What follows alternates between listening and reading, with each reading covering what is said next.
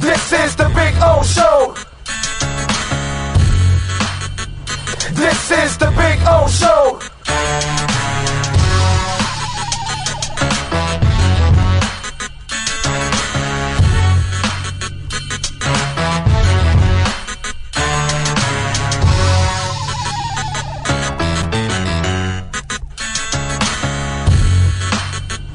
This is the Big O Show. This is the Big O Show.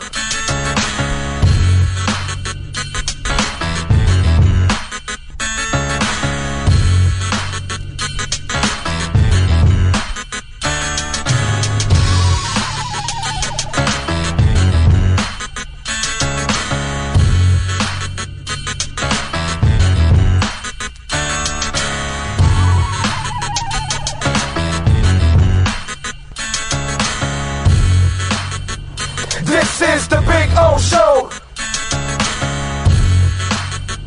This is the Big O Show. This is the Big O Show.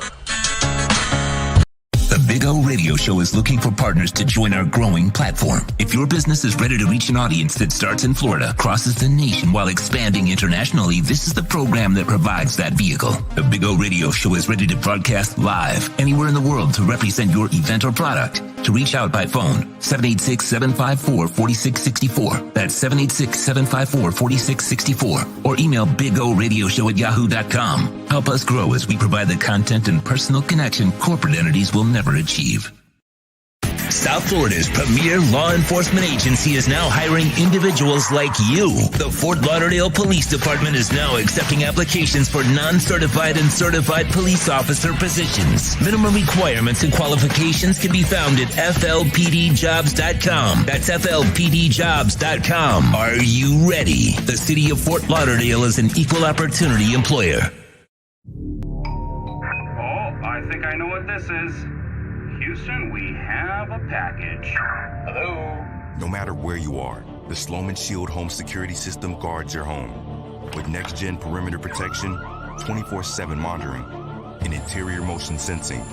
And right now, get a free Sloman Shield security system and doorbell camera, all professionally installed, for free. Shield your world, the Sloman Shield.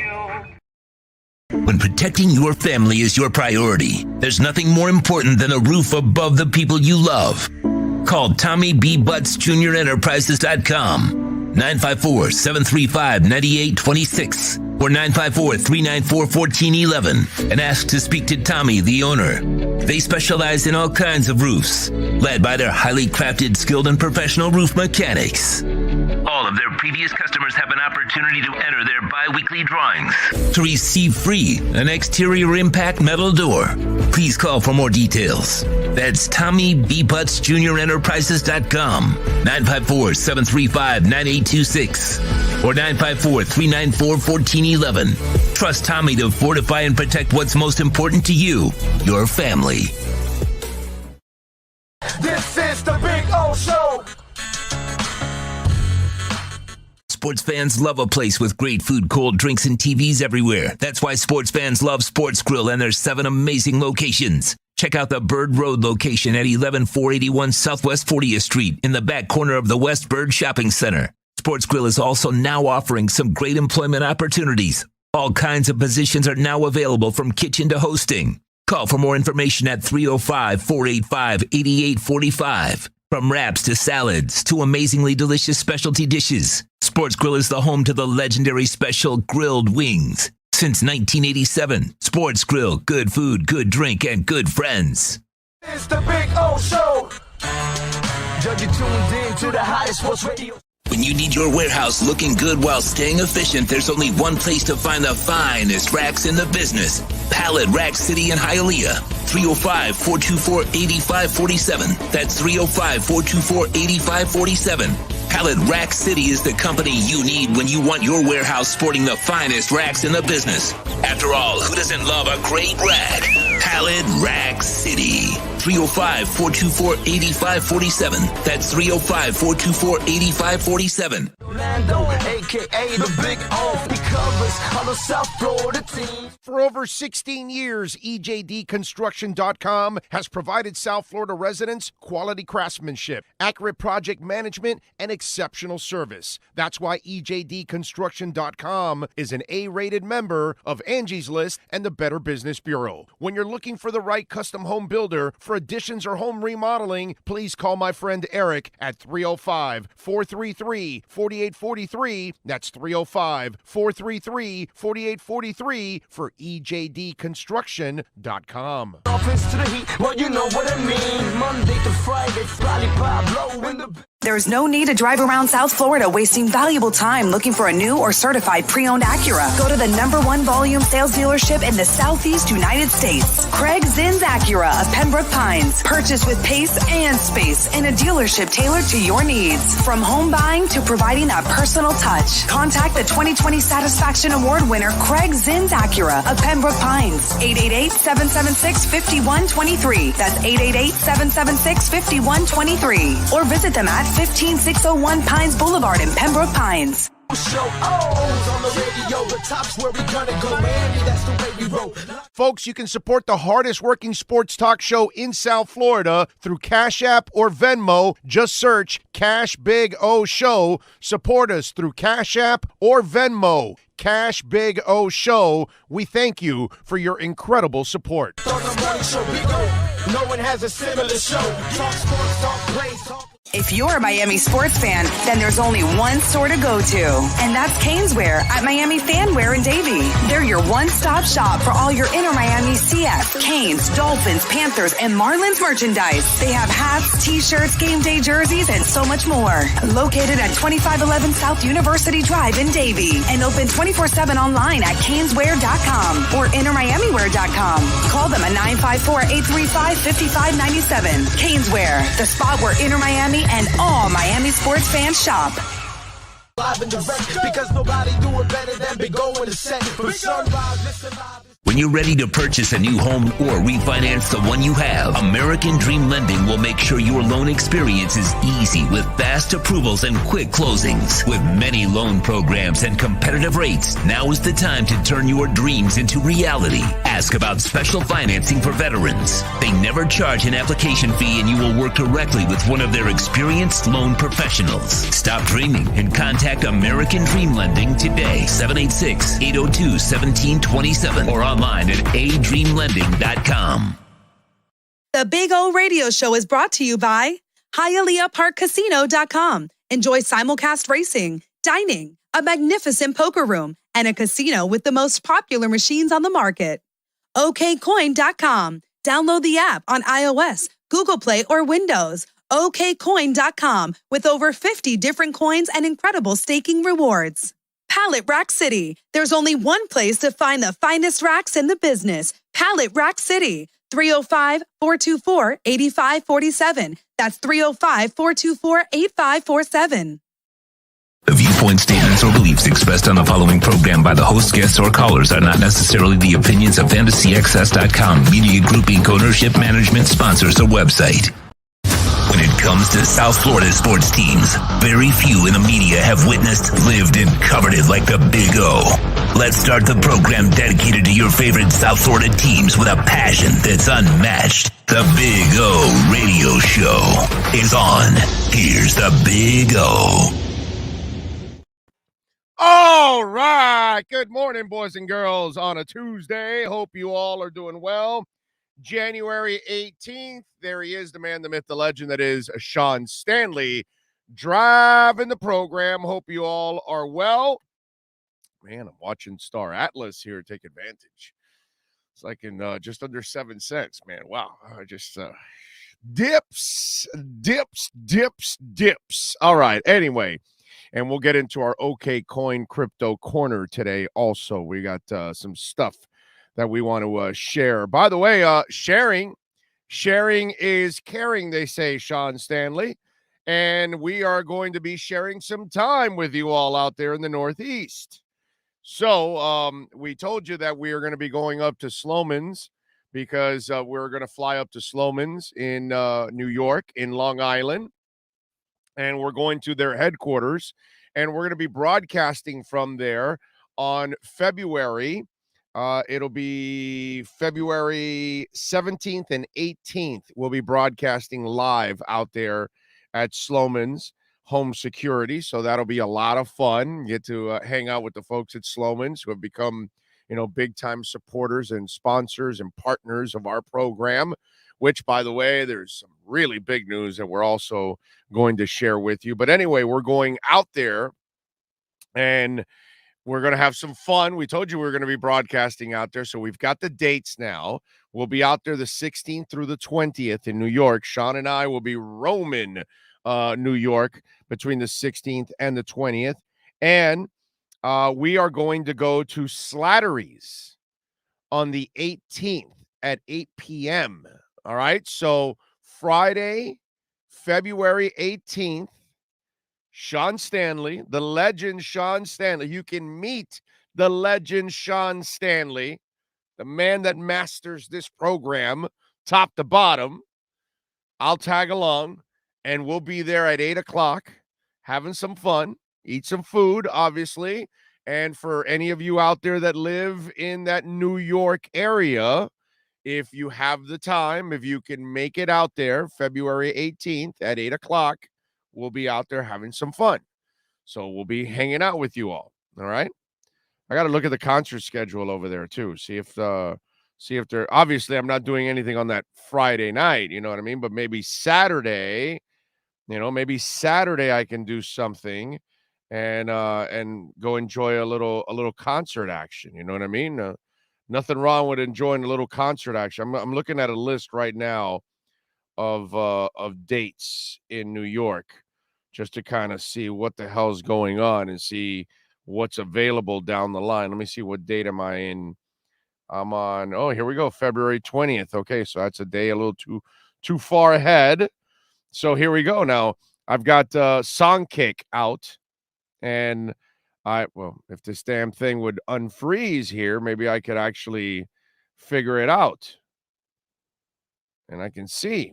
But maybe there's some good concerts out there in New York City. Anybody know anything going on in New York City on it can't be the 17th and the 18th because we're busy.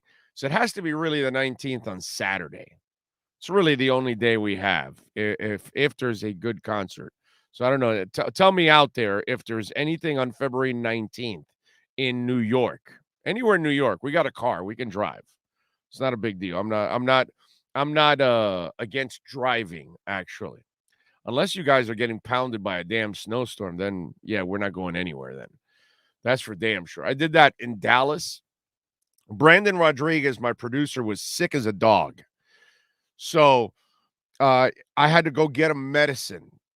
And the idiots in Dallas weren't prepared for snowstorms, and they refused to put salt on the streets.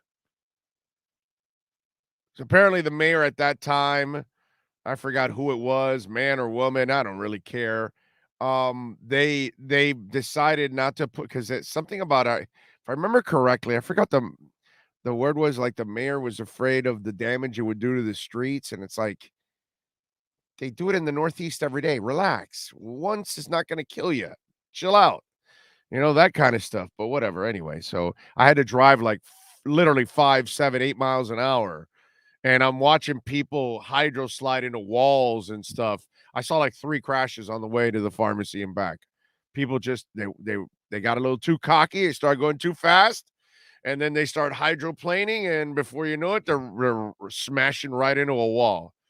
And I said, man, I'm here for just a week here for the Super Bowl. I am not going to crash, bro. I'm going to go 5 miles an hour. It took me like an hour to go like 7 blocks and back, but it is what it is. What are you going to do? And still my concert listing hasn't come up after all that crap that we just talked about. My concert listing hasn't come up again. So that kind of sucks. All right, there we go. Now I got it.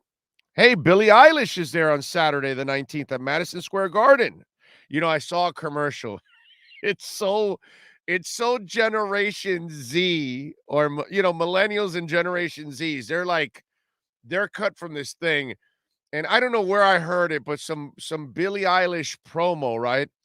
And she's like, well, happiness and, people have to realize that sadness and depression, it's only temporary. And then you'll be happy. And then happiness is also temporary. And I'm like sitting there going like, you figured that out now? Like, you didn't know that? Like, because there are some people that like, hang in there a little too long. It's like, hey, it'll move, it'll pass. One of those deals. But yeah. Happiness and sadness is only temporary. You got to move on. I don't see it. Who the alarm? Holy crap! At the Gramercy Theater. Now I might go to that. 68 guns. Oh, we'll never die. I love it. Ooh, you know what, Sean? I think we might do a little alarm at the Gramercy Theater on Saturday, February 19th. I think that's the winner right there. Winner, chicken dinner. I would see Billie Eilish, by the way. I do like her. She's talented. She is, I mean, an angel of a voice. Okay, she's gifted, man. But I like me some alarm. Ooh, David Byrne.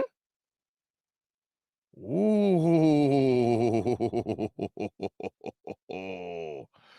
David Byrne. The only thing I don't like about seeing I saw David Byrne at the Fillmore, and I thought the set list wasn't strong enough. That's the only thing that I'm worried about with him there. But David Byrne's not bad.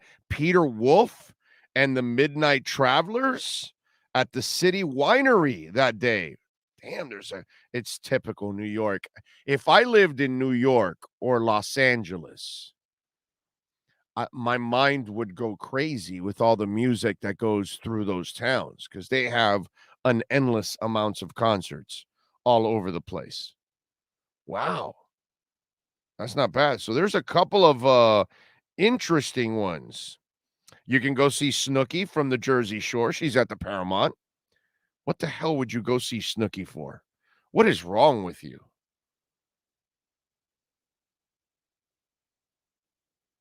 Let me see. No, that's about it. It looks like those are the leaders of the clubhouse on that day for concerts. And I think I'm going to go see the Alarm. Yeah. I think I'm dragging Sean to the Alarm. I think. Yeah. Yep. I think that might be the one. So I might be, you might catch me at the Gramercy Theater. You might catch us on Saturday night at the Gramercy Theater to see the Alarm. There you go. Okay. So Saturday night. How about that? So Friday we'll be at Slattery's. And for those of you that don't know, it's at 8 East 36th Street in New York. So we'll be there Friday night, February 18th, right? Am I right? Yes. February 18th. At Slattery's. So any of you out there that are going to be around that area, you live in that area, you work in that area, come on down. Would love to meet you, hang out with you, take a pic, share a beer, talk some Dolphin stories. No, I'm not going to tell you what Flo wanted. Stop. Now, that's the new one now. Everybody pulls me aside. Everybody wants to reach out to me on a DM, send me a text. Hey, come on. Between us, what did Flo want? Or the other one is everybody's guessing, and they've guessed every other quarterback that's out there. You guys are a trip. By the way, we are under 100 subscribers away from 10,000. So let's go, man. Let's see if we can get it done today. Let's see if we can get it. My boy was asking me, okay, and Dougie Fresh, there's only one Dougie Fresh, so he's asking me, what does the 10,000 subscriber get? And I told him that the 10,000 subscriber doesn't get anything. They're required to stand on their heads, gargle peanut butter, and fart the Star Spangled Banner. So just so you'll know, if you happen to follow and you're the 10,000th person, there's a requirement. And you've got to film it because we've got to put it up. I mean, if anybody can stand on their heads, gargle peanut butter, and fart the Star Spangled Banner, well then, right there. That's it. By the way, we are locked and loaded already for Las Vegas for the NFL draft. We are pretty close to having a home in Las Vegas. It's kind of been finalized, but I want to say everything already. We've got probably a hotel and everything that we're going to be going to a major hotel. And that major hotel will be our home for the NBA Summer League. So Ira Winderman will be sitting next to me in Las Vegas to do his segment. We're going to be out there for the NFL draft. We probably will not make it. I'll be honest with you. We probably won't make it for the East-West Shrine game this year, but that's because obviously we're still, setting everything up. But by next year, everything is full go. So, everything East-West, senior, combine, draft, you name it, NBA Summer League, big UFC matches will be out in Vegas. Big boxing matches will be out in Vegas. All these kind of events that are going to be in Vegas, we're going to be out there for that stuff. And there could be something else also coming, another addition to, another expansion of the show. This show will be longer than 3 hours. It's going to be a little longer than that, actually. So we're going to be adding a couple of different elements now that I did not expect, actually. So to be honest, I haven't expected most of the stuff that's happening right now, to be quite honest with you. So this is going to get to be a very interesting show if everything comes to fruition that we're talking about. So there'll be all kinds of other elements that we're going to be adding to the show overall. So we're working on all of that, folks. Should be a lot of fun. Big O, who are your sleeper teams in the NFL this weekend? Sleeper teams. All right, so we got Rams and Bucks. That's a good one. I'm still going to lean to the Bucks on that one. Bills and Chiefs. That's a good one, man, because I like the Bills defense overall. The Chiefs, it's funny that it's kind of like a team that they're really talented, but sometimes I can't trust them. It's kind of odd like that, they're deadly because they can, gut you, but then they have their moments where they're you're like, yo, what's going on? Bills and Chiefs are really tough. I don't think there's a sleeper in either one, right? Because what are you going to call it, like this major upset if the Bills win? No. And if the Chiefs win, okay, they won, and but I don't think either one is a surprise. Bengals and Titans. Well, I'm going to go Bengals there. I'm going to take them on the road overall. There you go.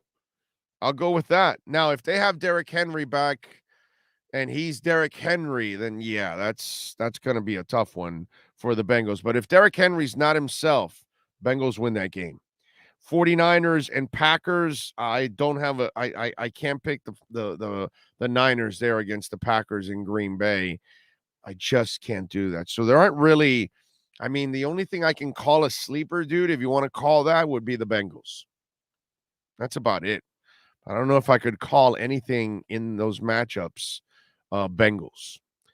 CRS, thank you, sir. Appreciate the love on the super chat. He says, top of the morning, boss. Thank you. Remember, you can also make a donation through Cash App or Venmo at Cash Big O Show. That is Cash Big O Show. By the way, for those of you that live in New York City, what the hell do I order at Slattery's? What is Slattery's known for? Anybody know? Any Dolphin fans out there that go to Slattery's? Do you know? What am I supposed to order when I go to Slattery's? Because that's very important to know, like, what's their thing that they do, That's very, very important. I see Gary S. there. Big O, what about Raheem Morris? I think he would be a good fit. His first stop wasn't the ideal first head coaching job for a young coach. Raheem, I like Raheem a lot. I like him as a person. I love his energy. Obviously knows how to coach. And he's been around a bit. So he does fit like Dable, that mold of, okay, you've bounced around enough that you might have a pretty good Rolodex and you might be able to build a staff. And Raheem is very likable as a person too. I met him. I don't know him personally, but I do know several people that know him really well and speak really highly of him. And I have immense respect for the people that talk about him. And so I do like him. I do think he's a good coach. Do I think he'll be the guy? No. As I told you yesterday, from everything I'm hearing, Dable is like the guy they want. That's just what I'm hearing. You know me. I only guess. Jamie Zorria says, Big O, good morning. Sean and Finn's Nation from San Jose, California. It's a beautiful Tuesday morning. Had a great time skiing this weekend with the family. It's unfortunate that our gamble of the first round picks are not panning out. It was a good idea. Too bad our ex-coach was more focused on getting his way and pricing his point than winning. Yep. Well, that's why the picks ended up becoming a disaster, because you have a coach that didn't live up to what he was supposed to do. And that's why they needed to fire his ass. And by the way, Jamie reminds everybody to smash that like button. Yes. And if you haven't subscribed, subscribe, man. We're less than 100 away from 10,000. It's awesome. Thank you all out there, man. Sean and I, we can't say enough about the support that you're giving us every single day. And it's growing. Every day the support grows. David Triana is in. What do you think? Tannehill is going to perform against the Bengals. Think he'll get bailed out by Henry, or will Burrow be too much to handle for the Titans defense? Well, David, you nailed it. Look, it's not about Tannehill. Tannehill just has to kind of stay away. You know, what they did yesterday with the Rams was beautiful. The defense dominated. The running game was effective. You only needed a few throws from Matt Stafford. If you force Matt Stafford to carry you, he seems to make those mistakes, seems to throw the stupid interception, all those kind of things. Like this coming week, it's going to be dependent more on him, and that'll be a disaster. You know what I'm saying? Because that's kind of been his MO in his career. And so that was perfect. Kind of the same thing here with Tannehill. You've got to just let him manage, make a couple of plays, and that's it. Not have to carry. So really, it's about Joe Burrow and that offense against Derrick Henry. And then which defense steps up and does a better job of stopping the opponent. But there's no doubt that the Titans' job on defense is much harder because there's a variety on that offense. You've got to stop their running game and their passing game. With the Bengals, not that it's easy, but it's more simple. Stop Derrick Henry, you shut down the Titans. It's basically what it is. So we'll see what happens. Duffhead says, morning, Big O, from frozen Saratoga Lake, listening to some quality broadcasts while I work and do some ice fishing. Nice. There you go. Just stay warm, my brother, and safe. That's the most important part. Jay Gelfin is in the house. He says, let's double the number of likes and subscribers. Let's go. I'm with him. Let's go. Lots of likes. We need it. Ian from Brooklyn is in. Carlos Alberto is in. Steve Chapman. Gus 1388. Boss B. GP Trap Hewitt from Pompano Beach. Nico Jones. Thomas Jensen. Dennis Ramirez. C. Dola. Ray. Josh Greenwell. Sofla Don. Wildcat. He says, Big O, Kyle Murray is overrated. Kyler Murray is a young quarterback, still figuring how to play this game, still figuring out how to be a consistent passer at this level, because he's a passer. That's the good thing about Kyler Murray. He's got accuracy, But he's got to, learn how to kind of play this game. And they need a dominant running game on that team. That's one thing that I would tell that coach. Look, I'll pull up the stats. Let me pull up the stats, and I'll show you what I mean. If you're going to do things like this and you want to be a threat offensively like you are, what you don't want is Kyler Murray running the ball 1,000 times because he doesn't have a big body. So you don't want him taking a pounding. But, ladies and gentlemen, if you want him to succeed, you need to make the running game for the Cardinals a threat. And to me, that was the biggest problem for them yesterday, is that they didn't make it usually happens in a lot of games with him, is that if they don't make the running game a threat, it becomes a problem for him because you've got to now put all the weight of the world on him, and he's young. He's not ready to do those kind of things. His running game yesterday, Chase Edmonds, 8 for 28 for 3.5 yards. Connor, 4 for 19, 4.8. In other words, 18 rushes, 61 yards, 3.4 yards per carry. Can't do it. You're not going to get anywhere like that. And he's not Aaron Rodgers, and he's not Russell Wilson yet. Okay. So he's not Russell Wilson. Okay.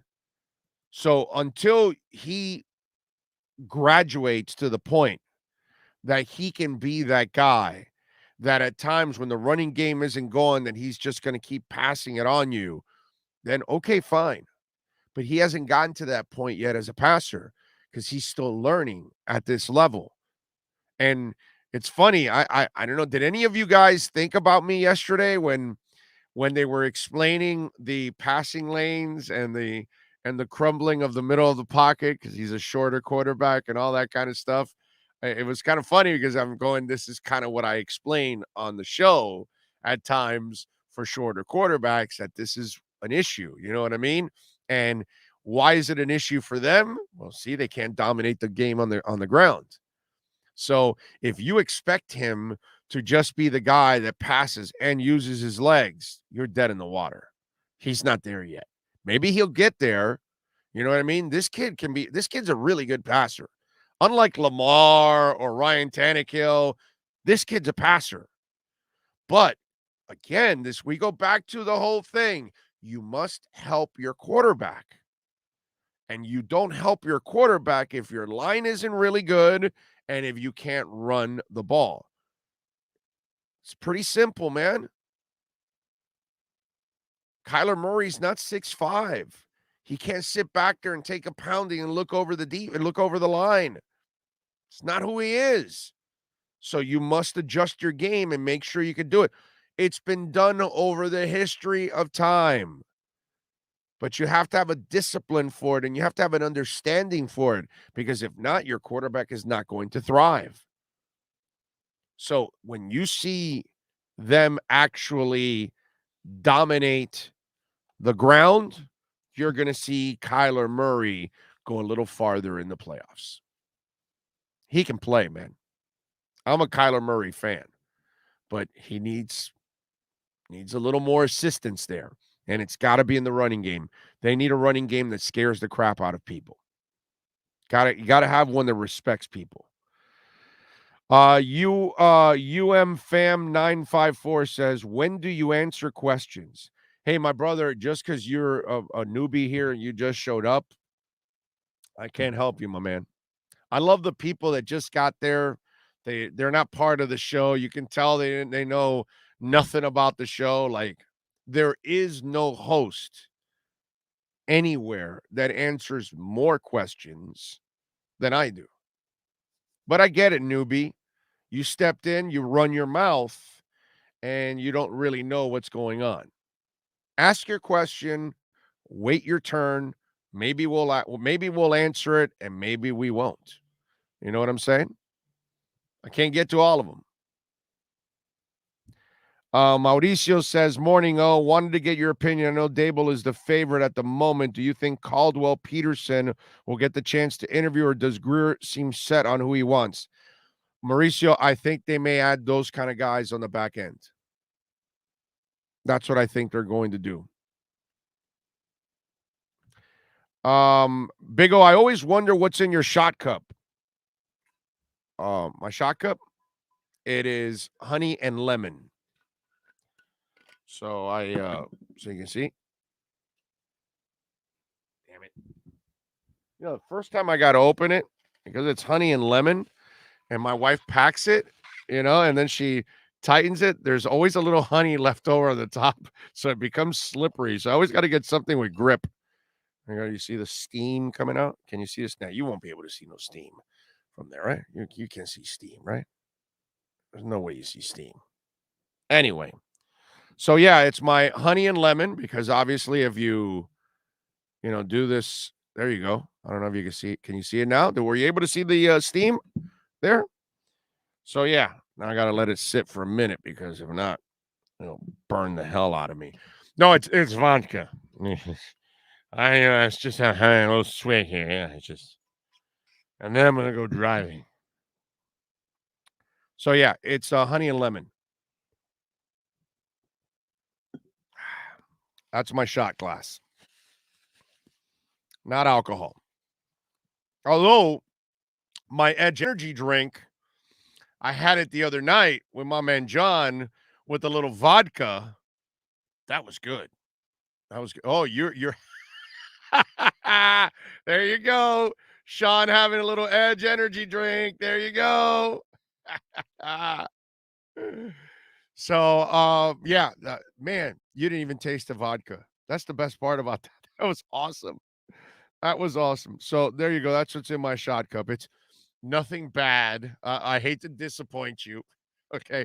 Hey, you know what? Maybe on some of our shows in Las Vegas, because we're not just going for the draft.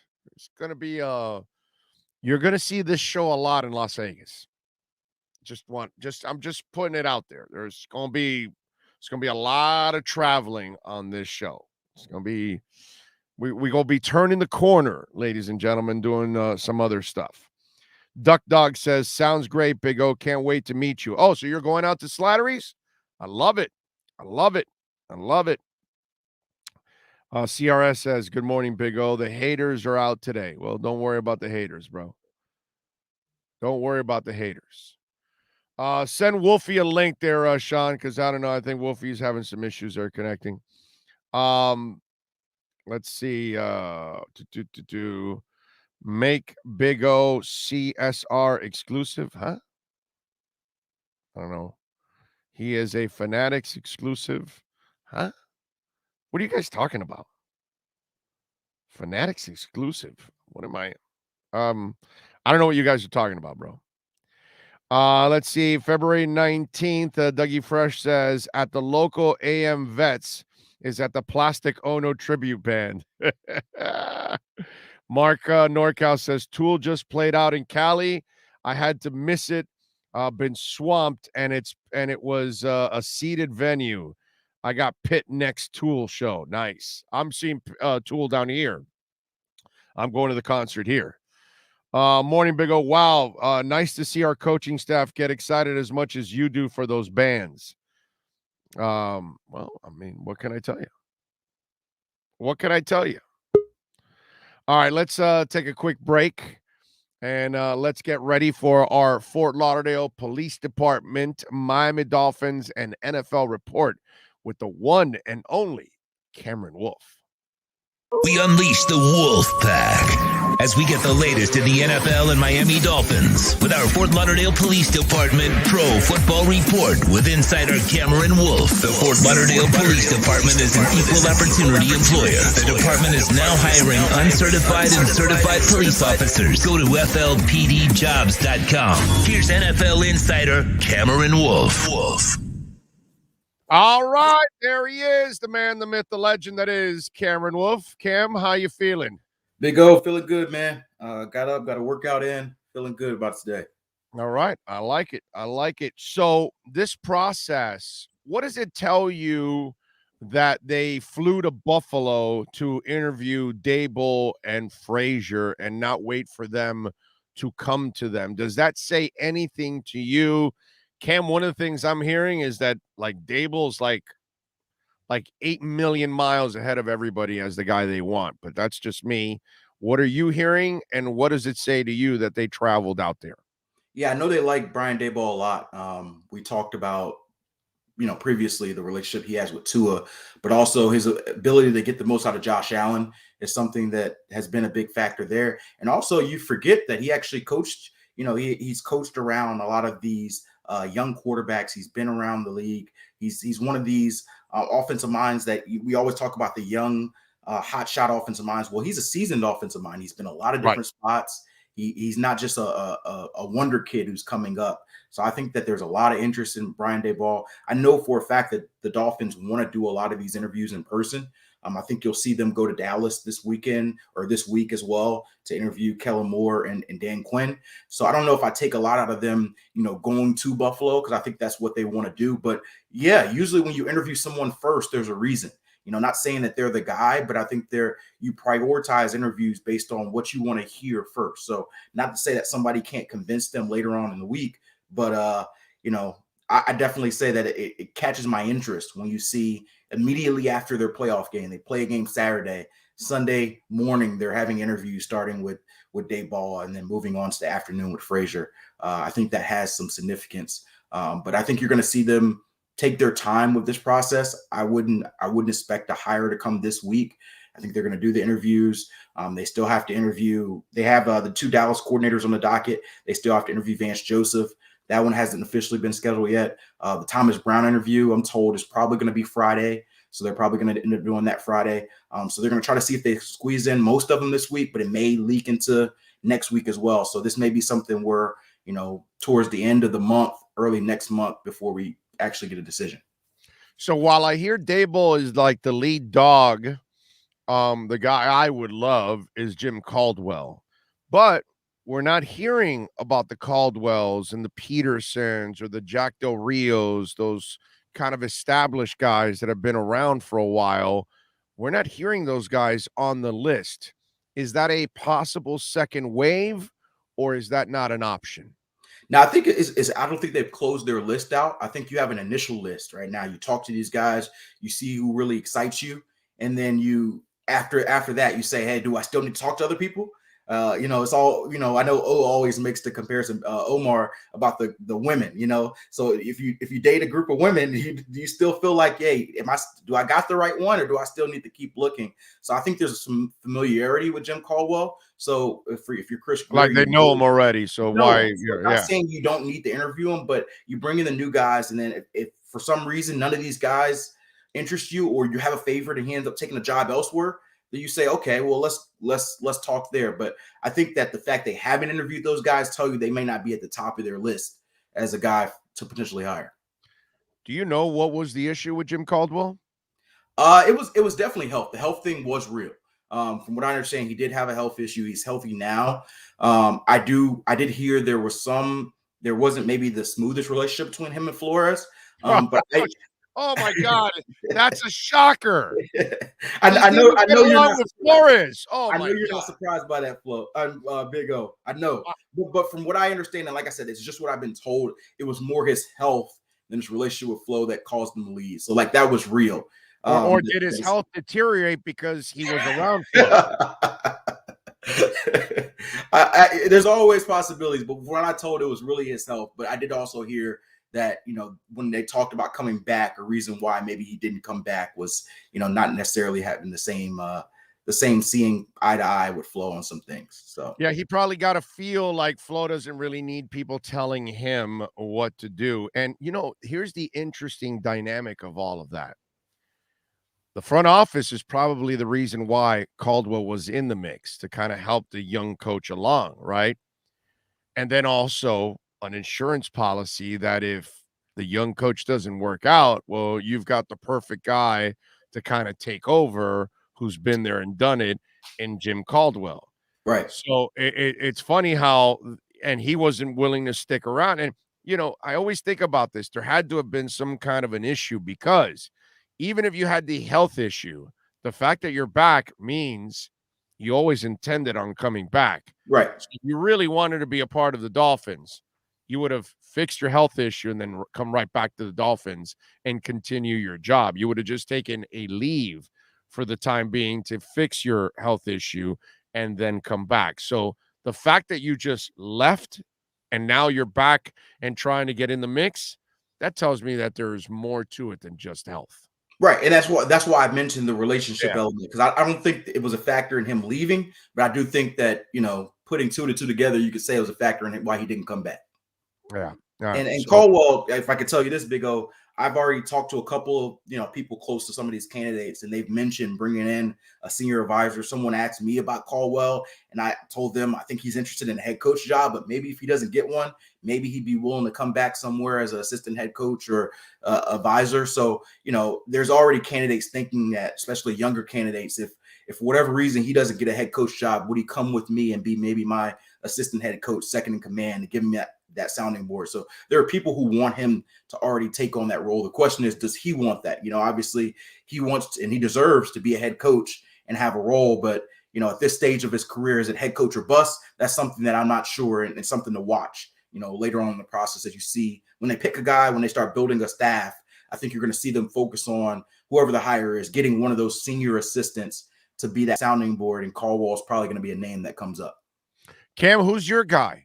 Like if you're Chris Greer now and you're hired, you're the guy, you got to pick your head coach. Who's the guy you think the Dolphins should hire? I really like Brian Daboll. If you're keeping Tua, if you're committed to Tua, which it sounds like they are, Chris Greer came out and they came out with those different statements from reporters about committing to Tua. I think Daboll. Were you shocked with that? Because I kind of laugh at people that are shocked with that. No, I had heard that. I think I told you that last time we were on, that they were leaning towards committing to Tua. Now you never say never. That's why I'm always a little cautious when they say, "Hey, we're all in on this." Well, you're all in on something until something. Well, right, until it convinces you otherwise, right. Then you have to go in another direction. But right. So when the second they fired, because my thing was right before they fired Flo, I was like, okay, well, the decision, on the post-game show, it was basically, okay, from here on out, you either got to make a decision as a franchise. Yes. Are we going with Flo or are we going with Tua? Right. Both could not coexist. It was over. Right. So you had to make a decision. And once they fired him, it was over. That told you already. They were committed to Tua right from the get-go. Now, you're right. It's essentially the Chris Greer, because Chris Greer has been the big one on the Tua train for most of the ride. Ross can be on and off depending on what day of the week it is, but Chris Greer has been on that train, so he's the guy left. He's the main guy left. So I think that you're going to see that, and I think, like I said, Brian Daboll is a guy who I think would do a really good job maximizing him. Like you, I think Doug Peterson would have been a good name as well, a guy who's won a Super Bowl, a guy who has really lofty ideas and creative ideas, and he has some leadership skills as well. So those are the two names that initially popped up to me. But if they decided not to go that offensive mind, and this is dependent on a guy, being able to build a really strong staff, a guy like Vance Joseph, and I know Miami fans are really mixed on Vance Joseph because he had a year as a DC here. I think that he's learned. I don't know if it's going to be here, but I think he's learned.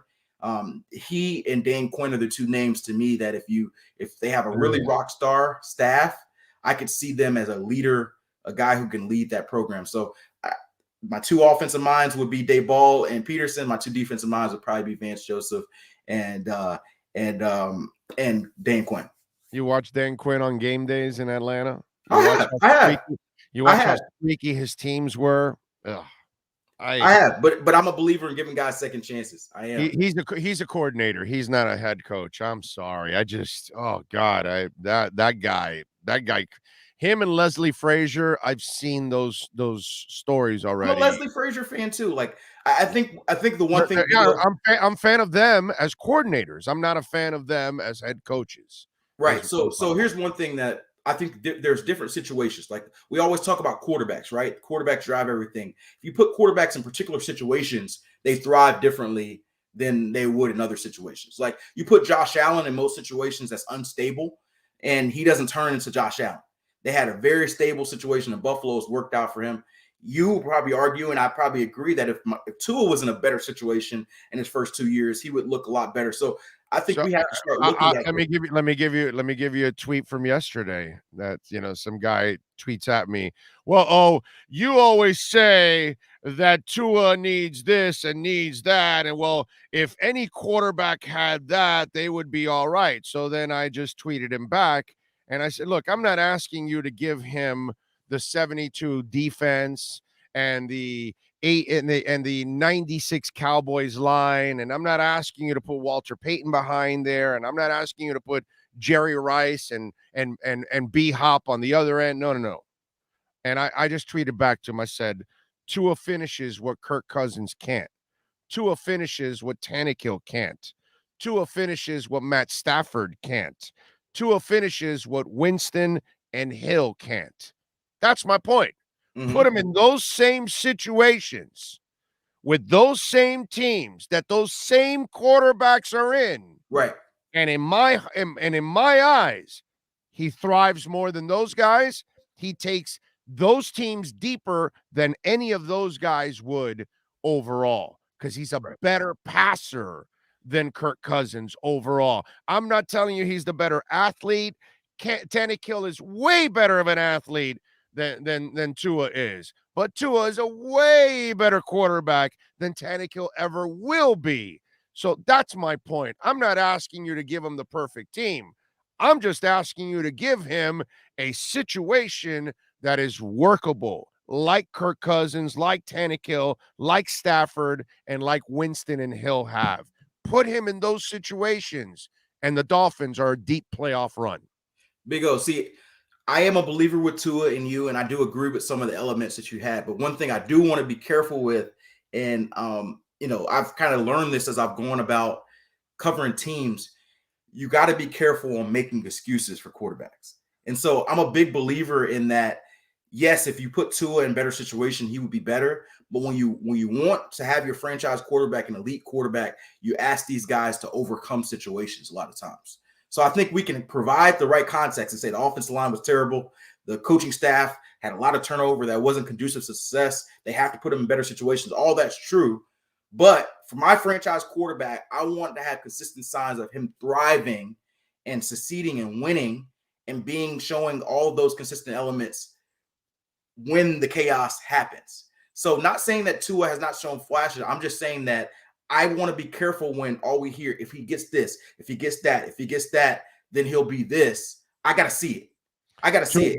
You got to see it without the situation. So that's the way I look at it. And like I said, I'm a Tua supporter. I believe that you're right, but I think that we have to be really, really careful on making excuses from quarterbacks, because this guy that you disdain a lot, Ryan Tannehill, that you talk about, that some of the things you're saying, a lot of the Tannehill fans said about Ryan Tannehill, if you remember, if he had better protection, if he had better he's not a passer. He's never been a really good passer. This kid's a passer. But am I wrong? I mean? Were there some of the same things said about Tannehill? Wasn't that? Yeah, definitely. Of course. Let me give you an example of what I'm talking about. Marino could cover up a lot. Would you win with Marino? Right, you didn't win jack crap with Marino. Why? Because you didn't give him a running game. You didn't give him a right side of the line anyway. You didn't give him a defense. Mm-hmm. And so what? He masked some of your ills throughout the years, and you were able to get in the playoffs a couple times and win a couple games. But you didn't win anything significant. You never accomplished anything significant.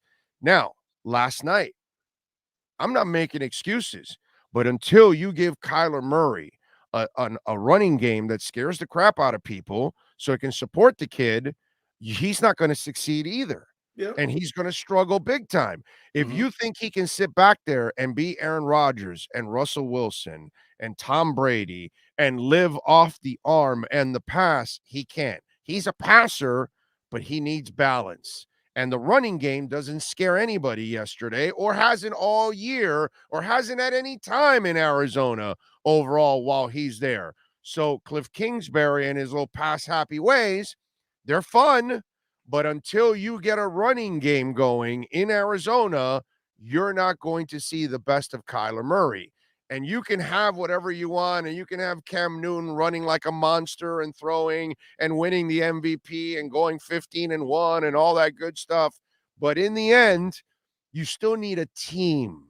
And when there's chaos, like you said, the quarterback will rise above that. But in order for you to do that, you still need talent around you to help rise. You cannot rise garbage up to a championship. This isn't, Carmelo Anthony or Danny Manning or Glenn Rice in college basketball carrying a college basketball team by themselves practically to a title. In the NFL, it doesn't exist. There is no quarterback that's carried a bad team and won a title. Doesn't happen. You got to have support, whether you're Kyler Murray, whether you're Tua, or you're Dan Marino. And if you don't have the support, you're not ever going to win that title. No, I agree with you. I agree with you. Like I said, we agree on a lot of different elements. But my thing when I watch quarterbacks and when I judge quarterbacks, it's how do you thrive when things around you don't go right, and how do you thrive when the game's on the line? Those are the two things that define to me if you're a winner or not. And none of those things, honestly, if I'm judging a quarterback, and maybe it's not fair how I look at it, but if I'm judging a quarterback, none of those things have anything to do with the talent around you. None of those have to do with if you have a go-to receiver, or if your offensive line good, if you have the same coach. That's depending on how I view a quarterback, and I think that separates the average from the good from the great. And so I'm with you. The Dolphins, they owe it to Tua to be better in the offensive line and a lot of the areas that he needs to be better on. But for Tua, I think Tua has to work on Tua this offseason. And I don't want to go through another offseason next year where we're saying they didn't do enough for Tua, so we need another year to evaluate. At some point, those are the facts, Cam. But let's not also erase it and say, well, that's not the reality. The reality is it was a crap offensive coaching staff. Okay, you had a garbage QB coach, garbage offensive coordinators, garbage offensive line coach, garbage offensive line, garbage running game, garbage head coach that hated your quarterback. So there's no way you had any kind of a foundation for the quarterback to succeed. Everything was set up for him to fail, including the often injured receivers who could never take the field. My Lord, this receiving corps depended on a rookie. To bail their asses out. And their ignorance wouldn't even play Mac Hollins enough. And their ignorance wouldn't play Gesicki enough. So I'm not just going to go, wipe over and say, no, he's got to do more. Well, you got to do more, but you need help, dude. You know what I mean? And I can't ask more from him with the crap that is surrounding him. So until there is a lot less crap, it's the same thing as Kyler Murray. I can't expect Kyler Murray to take you over the top until you give the young man a running game. It's just the way it is. I'm with you. And we've talked about that. First letter of RPO is run. You got to give him a run game. And I will give Tua credit. Like I said, sometimes I got to play devil's advocate for you, Big O, because we can't always agree on everything. So I got to give you different viewpoints. So I do think that Tua has thrived, particularly with that offensive line. He had a much lower sack rate than he should have, given that offensive line. He had really good pocket presence. But I think when you hear some of the reasons why people are on the fence with Tua, I think it's, okay, we want to see those elite throws. We want to see the elite moments when things don't go great. So I understand that, and I do want to see more of that, but that doesn't mean I give up on him. I think there's two extremes. You're either all in on Tua, and you think no matter what, he's going to get it, and there's people who are all out and say that he only throws 5-yard passes, he doesn't have a strong enough arm, all these different things. And I'm not on either boat. I believe in Tua. I lean closer to the Tua believers, but I also need to see it. And for me, this year, but you did see it in Alabama when he comes off the bench and he leads them to a national title. He did. Those are and that's because he was surrounded by competence. Right. And but Big O, every you're not gonna have an Alabama team in the NFL with 3 first-round picks and 4 offensive linemen who are gonna go first round. And you're not gonna have really bad teams in the playoffs. Right. That's just the way it is. So it's gonna be somewhat of a mix. You gotta have some talent that really complements you, and that's why you're in the playoffs and they can help you. Right now, they just didn't have that, man. You know what I mean? It's just right. I just hope that they give him at least what he needs to be competitive, so we can judge him. Right. You know, and I agree. And that's my only ask this offseason. That's why you asked me about these coaches. Honestly, man, I can have preferences, but for me, and I'm not in the interview process. So I don't know. Give me a coach that has a great plan to get the most out of Tua, so we can see in this 2022 year. I just want to I don't really even care. Like, and I know Dolphins fans, you probably don't want to hear this. I don't even care about if you win, make the playoffs. Just give me the best coach for this year so that I can figure out if Tua is my guy or not. That's the only job that I want to see from this head coach, because I feel like it's unfair for Tua, unfair for us as a franchise, or Dolphins as a franchise, us as fans, to have to go through this debate every single offseason. Should it be Tua? This has been for 20. We gotta know once for all. This is 20-something years, dude. Right. It's just a name change over the years, but it's just, it was a Jay Fiedler conversation, and then a Matt Moore conversation, and a Tannehill conversation, and then it's AJ Feely, and it's a Tua, and it's oh, come on, dude. It's just, this is, you're in this cycle now the last couple of years, but trust me, I've been in this cycle for a quarter century, and it's been, man, I don't know how you've done it. I don't know how you've done it, Big O, because look, I know it drives a lot of, and it's good for the shows. It's good for us to talk, because everybody loves to talk quarterback. I hate it. If I had one, like, I know we're 18 days past New Year. If I had one New Year's resolution for the Dolphins, let us not have a debate on who the quarterback is in this time a year from now. Let it be either clear that it's Tua, or let it be clear that it's not. I'm tired of the debate. It's a lot more fun covering the Heat, where there's like total stability for a quarter century. Yeah. And you know who's in charge, and like you even have blind faith. You can have blind faith in the Heat, that even when things are going bad, you can say, dude, don't worry about it. Riley and company will figure it out. They'll turn it around. And that, why you can feel that way. Why? Because every stinking time they will find a way to turn it around. So wherever there's a valley, a peak follows with the Miami Heat every single time. Right. And for us with the Dolphins, bro, we've been stuck in the valley, forever. And we just stay in the valley. There are no peaks, nothing, dude. And it's rough, man. Rough. Mediocrity is tiring. Mediocrity is very tiring. Sometimes you just, like, I know it sucks to say, but sometimes you just want to suck for a year. At least it gives you something to hope for. A top one, top two overall pick. We've done that. We've done that. We've gone to 1 but there wasn't a quarterback drafted that year. Yeah, we've done that, bro. We've done it where we got Jake Long, and it's just like, oh my God. If you got Matt Ryan, we would at least had an answer for the quarterback situation for 15 years. You may not have got a Super Bowl, but at least you would have had an answer for a while. Jamar Fletcher, why Drew Brees? Let's get Jamar Fletcher. These are the things. This is the life that we lead, as Dolphin fans, and it's been like that forever, dude. So so enjoy the psycho circus, as they say. Follow him on Twitter at Cameron Wolf. Catch his work there at the NFL Network. Where are you going this weekend? You traveling? I'm not sure yet. If I do, it's going to be Nashville, but I may be at home. I may have to wait one more week. That's been my second home, man. So we'll see. I'll either be there or I'll be at home, and maybe back out for the AFC Championship. We'll see. Did they buy you a condo over there or something? I mean, I got to work on it. I needed to get in my next contract. I need at least 3 months out of the year when the season's out. Let me get a permanent condo out there in Nashville. There you go. Good stuff as always. Cam, appreciate you, my brother. We'll catch up later in the week. All right, appreciate you. You got it. There you go. Cameron Wolf from the NFL Network. That is our Fort Lauderdale Police Department, Miami Dolphins, and NFL report. This has been the Fort Lauderdale Police Department Pro Football Report with insider Cameron Wolf. The Fort Lauderdale Police Department is an equal opportunity employer. The department is now hiring uncertified and certified police officers. Go to flpdjobs.com. All right, we back. Richard Ray, thank you, sir, for a little love on the super chat. Very nice of you. Thank you for the love as always. Thank you all out there as always for tuning in. What do we have here? Howard says, did I miss something? Has Herbert made the playoffs yet?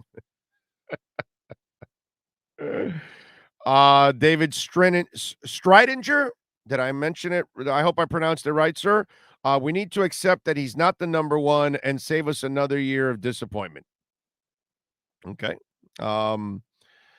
Isaiah says Herbert is chilling at home watching TV with Tua, and Tua beat Herbert. What else do we have here? I guess you guys are going back and forth with all this stuff. Cruz Ruiz says, y'all make evaluations in a vacuum and talk about bogus air yard stats. I know you all and your feelings, and that's okay. Just move on. You can't control anything. Let's see what else we have here. I guess it's more conversations that you guys are having more than anything else. Jason says, problem is if we don't go after Watson, there is no other realistic option to replace him. They're not going after Watson. Stop it already with all that. Leave it alone already. That's dead. Gone. They're not using their resources, their current draft capital, and their cap space to hog it up with Watson. They're not doing that.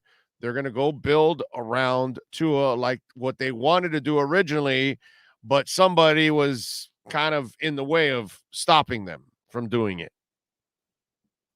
You know, there's a part of me that starts to think that Flo almost was like, which I don't want to believe it because it doesn't sound like, but it's almost like he was sabotaging the quarterback situation. It's either that or was he that catastrophically stupid? You know what I'm saying? That's the question. Is he that stupid? Is that what we're talking about?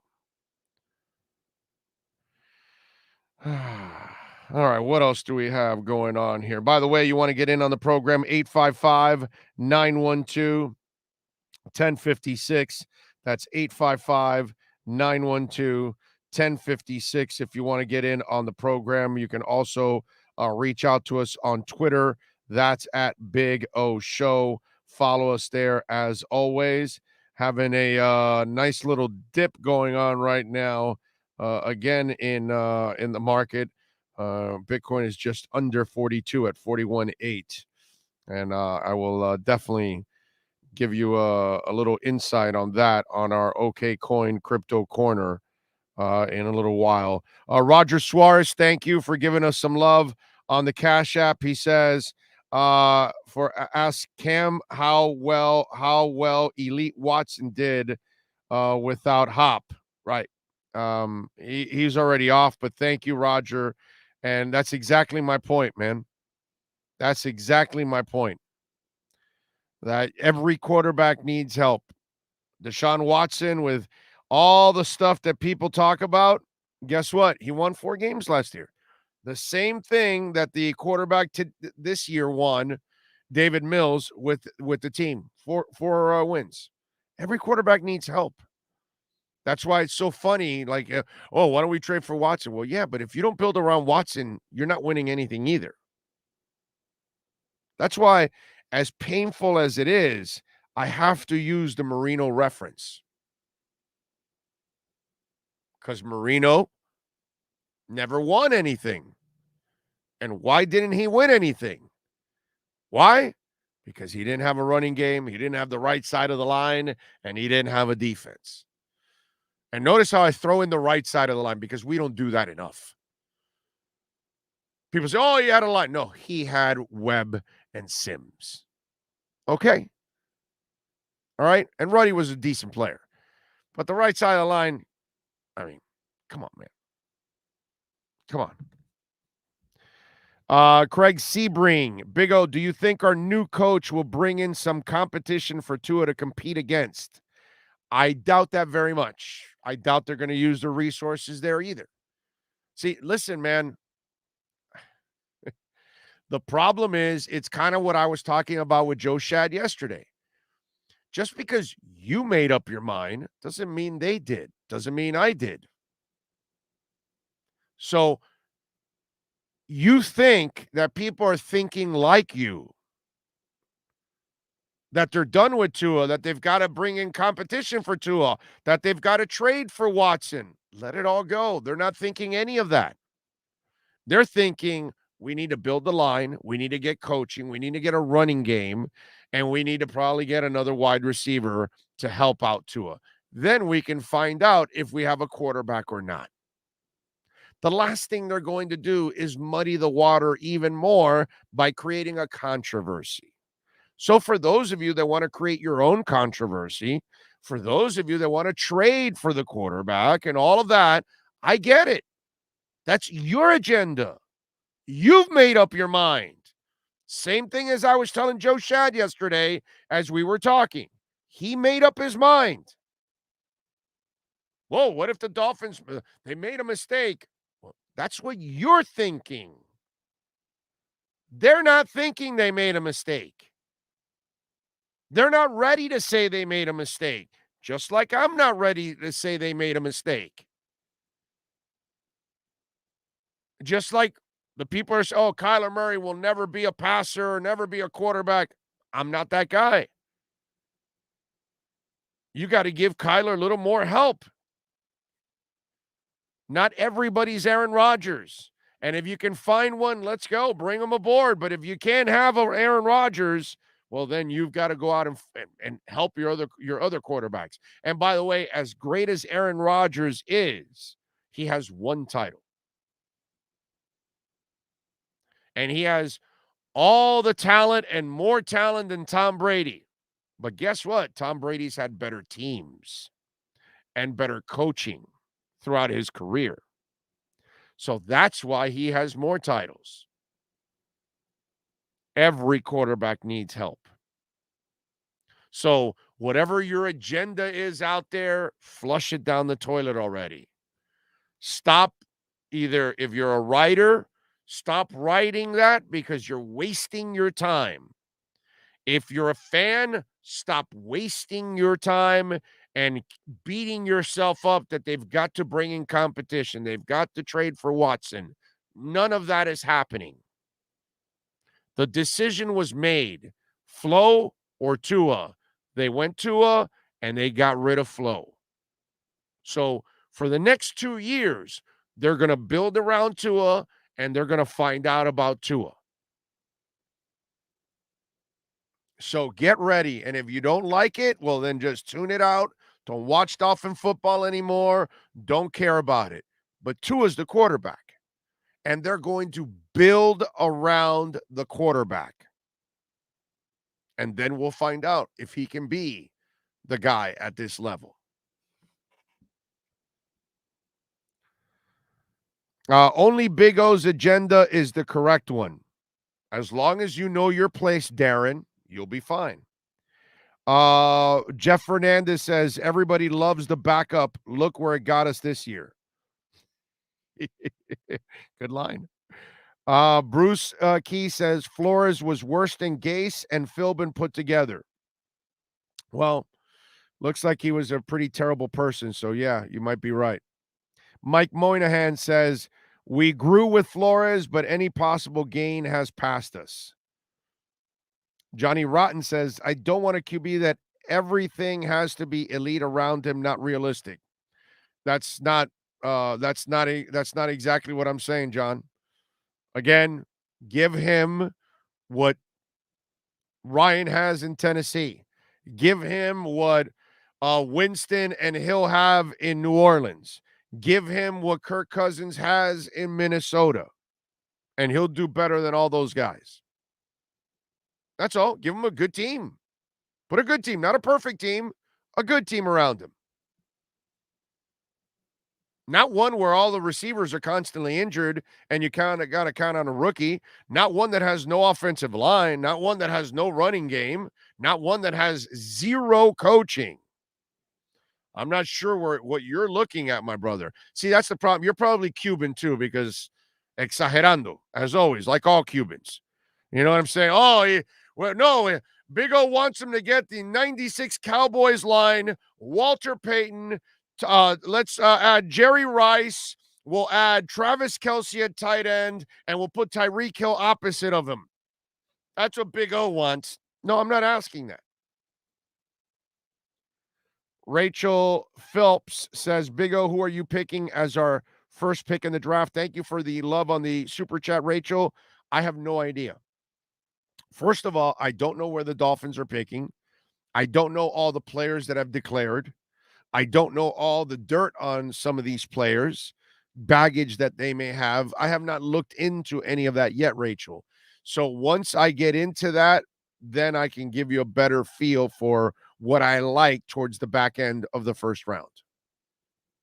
But I've got to first have the information to actually make a educated guess.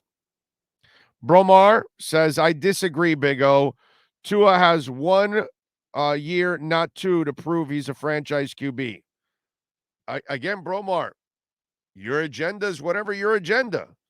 I think they'll go for the next 2 years. They will try to make it happen with him. That's what I think is going to end up happening.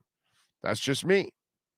Now, who's to say that if he does struggle next year, that in year 4 they draft somebody and he becomes either a bridge or he becomes the guy and then the other guy becomes the backup and trade material or something like that? Could happen, but I think he gets 2 more years now.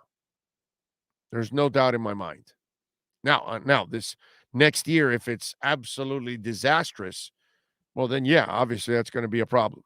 But if you have competence in front of him, okay, so let's see. He's played like dog crap, and he wins more than he loses. He has dog crap as coaches, dog crap as an offensive line, dog crap as a running game, and he throws more touchdowns than interceptions. So what do you think happens if he gets a better line and a running game and coaching?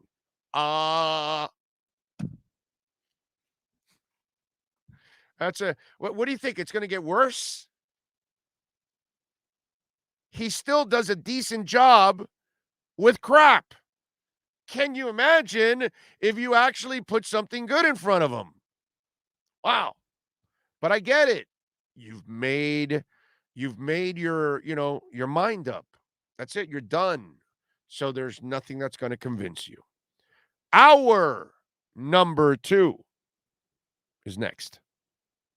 South Florida's premier law enforcement agency is now hiring individuals like you. The Fort Lauderdale Police Department is now accepting applications for non-certified and certified police officer positions. Minimum requirements and qualifications can be found at flpdjobs.com. That's flpdjobs.com. Are you ready? The city of Fort Lauderdale is an equal opportunity employer. Oh, great. You have a doorbell camera. Now you have a front row seat to your house getting robbed. They're breaking into my house! Ooh, there goes the TV. I'm sure it'll turn up at the pawn shop. No, not the TV! Just because you can see them, that doesn't mean you can stop them. With Slogans, you get 24-hour monitoring, a free home security system, and professional installation. Plus, free doorbell camera, one that'll actually work for you. Get out of my house! Get out of the house! Call 1-800-ALARM-ME.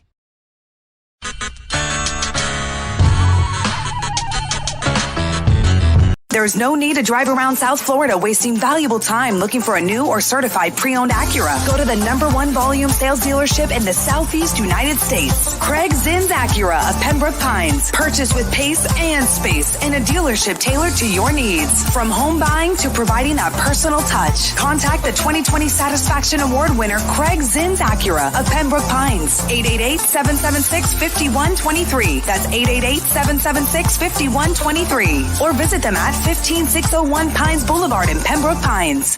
The Big O Radio Show is looking for partners to join our growing platform. If your business is ready to reach an audience that starts in Florida, crosses the nation while expanding internationally, this is the program that provides that vehicle. The Big O Radio Show is ready to broadcast live anywhere in the world to represent your event or product. To reach out by phone, 786-754-4664. That's 786-754-4664. Or email bigoradioshow@yahoo.com. Help us grow as we provide the content and personal connection corporate entities will never achieve. Folks, you can support the hardest working sports talk show in South Florida through Cash App or Venmo. Just search Cash Big O Show. Support us through Cash App or Venmo. Cash Big O Show. We thank you for your incredible support. If you're a Miami sports fan, then there's only one store to go to, and that's Caneswear at Miami Fanwear in Davie. They're your one-stop shop for all your inner Miami CF, Canes, Dolphins, Panthers, and Marlins merchandise. They have hats, t-shirts, game day jerseys, and so much more. Located at 2511 South University Drive in Davie, and open 24/7 online at caneswear.com or innermiamiwear.com. Call them at 954-835-5597. Caneswear, the spot where Inner Miami and all Miami sports fans shop.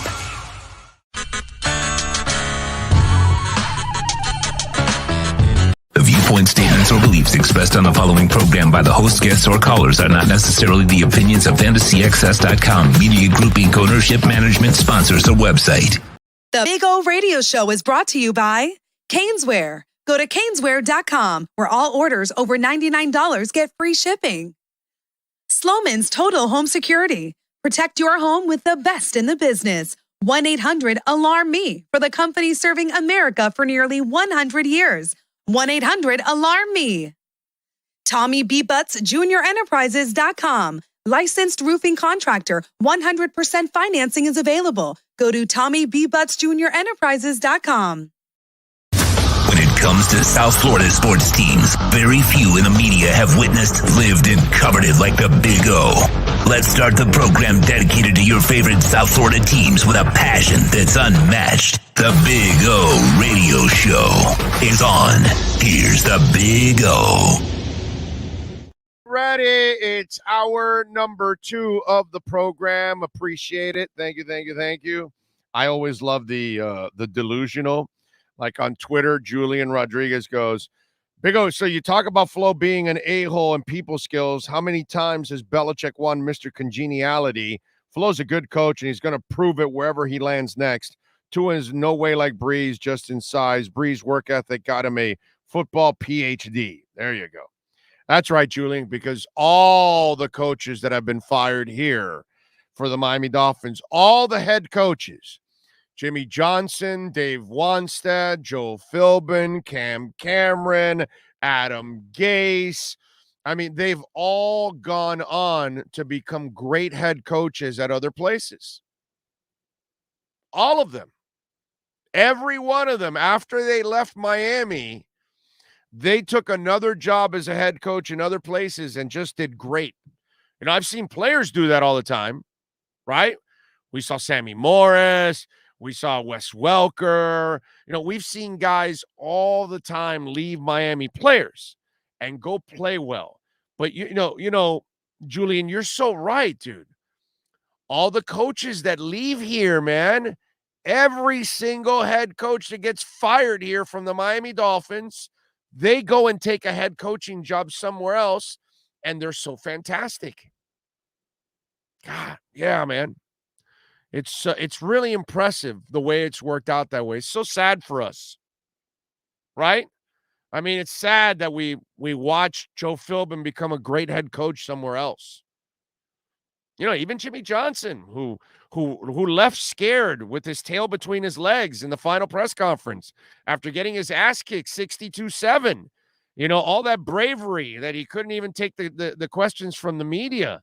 He went on to go to another team and kick ass. Dave Wanstead was running his hair on the sidelines for somebody else after the Dolphins. I remember that. And Cam Cameron, the great Cam Cameron. After that historic 1-15 season, he left us, and I think isn't he going to get inducted this year into the Hall of Fame? I think it is, right? Yeah, all of these head coaches that have been fired by the Dolphins, man, they have been so fantastic after they left Miami. Yeah. Yeah, Julian. Yeah, Brian Flores will follow right in their footsteps of success. There you go. Pat in Asheville says, problem is that the Finns hire coordinators, never hire coaches. They can't find leaders. Anybody going to argue with Pat in Asheville on that one?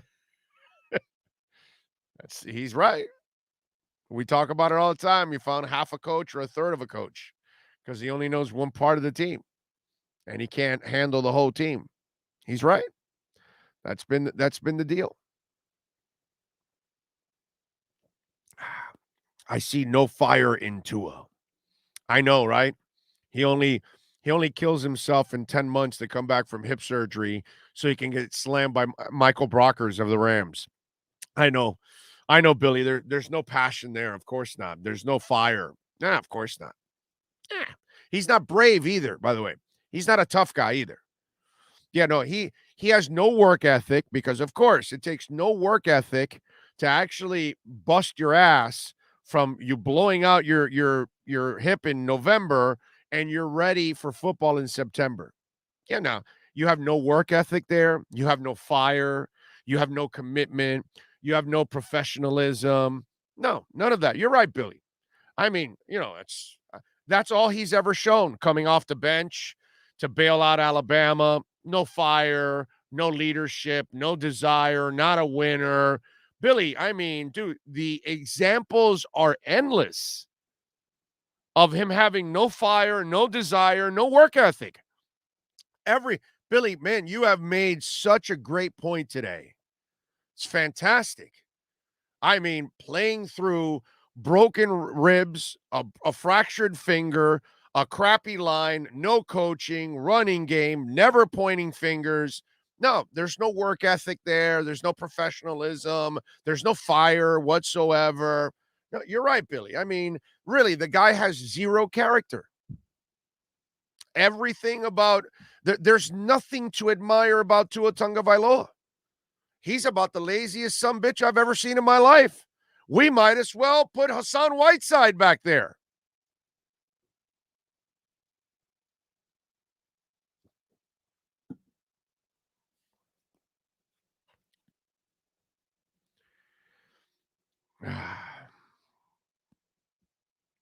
And the AFC will be way better next year, much improved after a down year, so we need to be much better next year to compete. That I agree with, Jason. At least you say something that's, it's common sense. I got to put up with Billy Batson saying stupid ass crap. Greg Sporting says Tua is winning with crap. Look at New England. They were better than Miami everywhere, coaching, defense, O-line, etc. Build the man a competent team.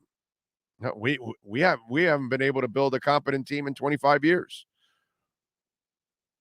We never have a competent team on all sides of the ball. You notice that, right?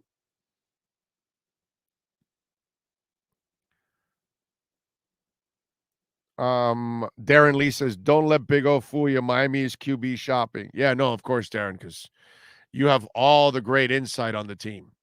Yeah. Billy says, I respect his injury comeback, but the fans and coach played him too early. Billy, that's not what we were talking about. You challenged his professionalism, his work ethic, his fire, and you're wrong. And now you get blocked.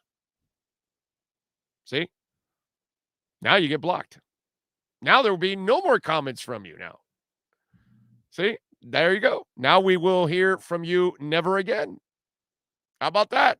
Now you can watch if you want, and if you don't want to watch, that's fine. But now you won't comment. Okay? This is probably one of the few places where there are prices to be paid. So, bye-bye, Billy.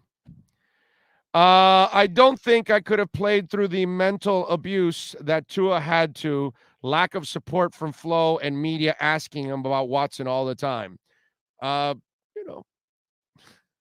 If you don't admire the professionalism that young man shows, the fire and desire and heart to come back from that hip injury to play professional football where you're going to take a beating. And unfortunately, he was going to take a bigger beating than he ever expected because he was playing behind a terrible offensive line, which I'm sure he wasn't hoping that he was going to play behind a terrible offensive line. If you do not admire what that kid is all about, like Billy, then you don't deserve to be on the chat board. You don't want to believe in him as a quarterback. That's fine. I can live with that. Okay? We can go back and forth that either you like him or you don't. You think he's a good quarterback or not. You think his arm is strong enough or that. That's fine. We can live with that. But when you come up with stupid ass crap like Billy, oh, I don't see the fire. I don't see the desire. I don't see the work ethic. I hear that, and I'm just going to block you. You know why? You're stupid and ignorant. Because most of you, including myself, don't have it in you to come back from that hip injury to play football in the NFL and take a severe beating. And most of you, including myself, don't have it in us to go to that podium every day and everybody ask you that you're not the, tell you you're not the guy and that they're trading for Watson and your thoughts on it. And most of you, including myself, can't compartmentalize and handle that. You'd lose your effing minds. And you'd tell everybody to go F themselves. So when you are sitting there in your little cubicle like Billy Batson and you're questioning his work ethic and his character and his fire and his desire when he comes back from multiple ankle injuries, broken knuckle, fractured ribs, crappy team, crappy line, no coaching, head coach hates you, and you're going to question his character? Dude, you're not very smart. You're going to question his desire? You're not very smart. You're going to question his fire to play the game? You obviously have zero awareness. Like Billy.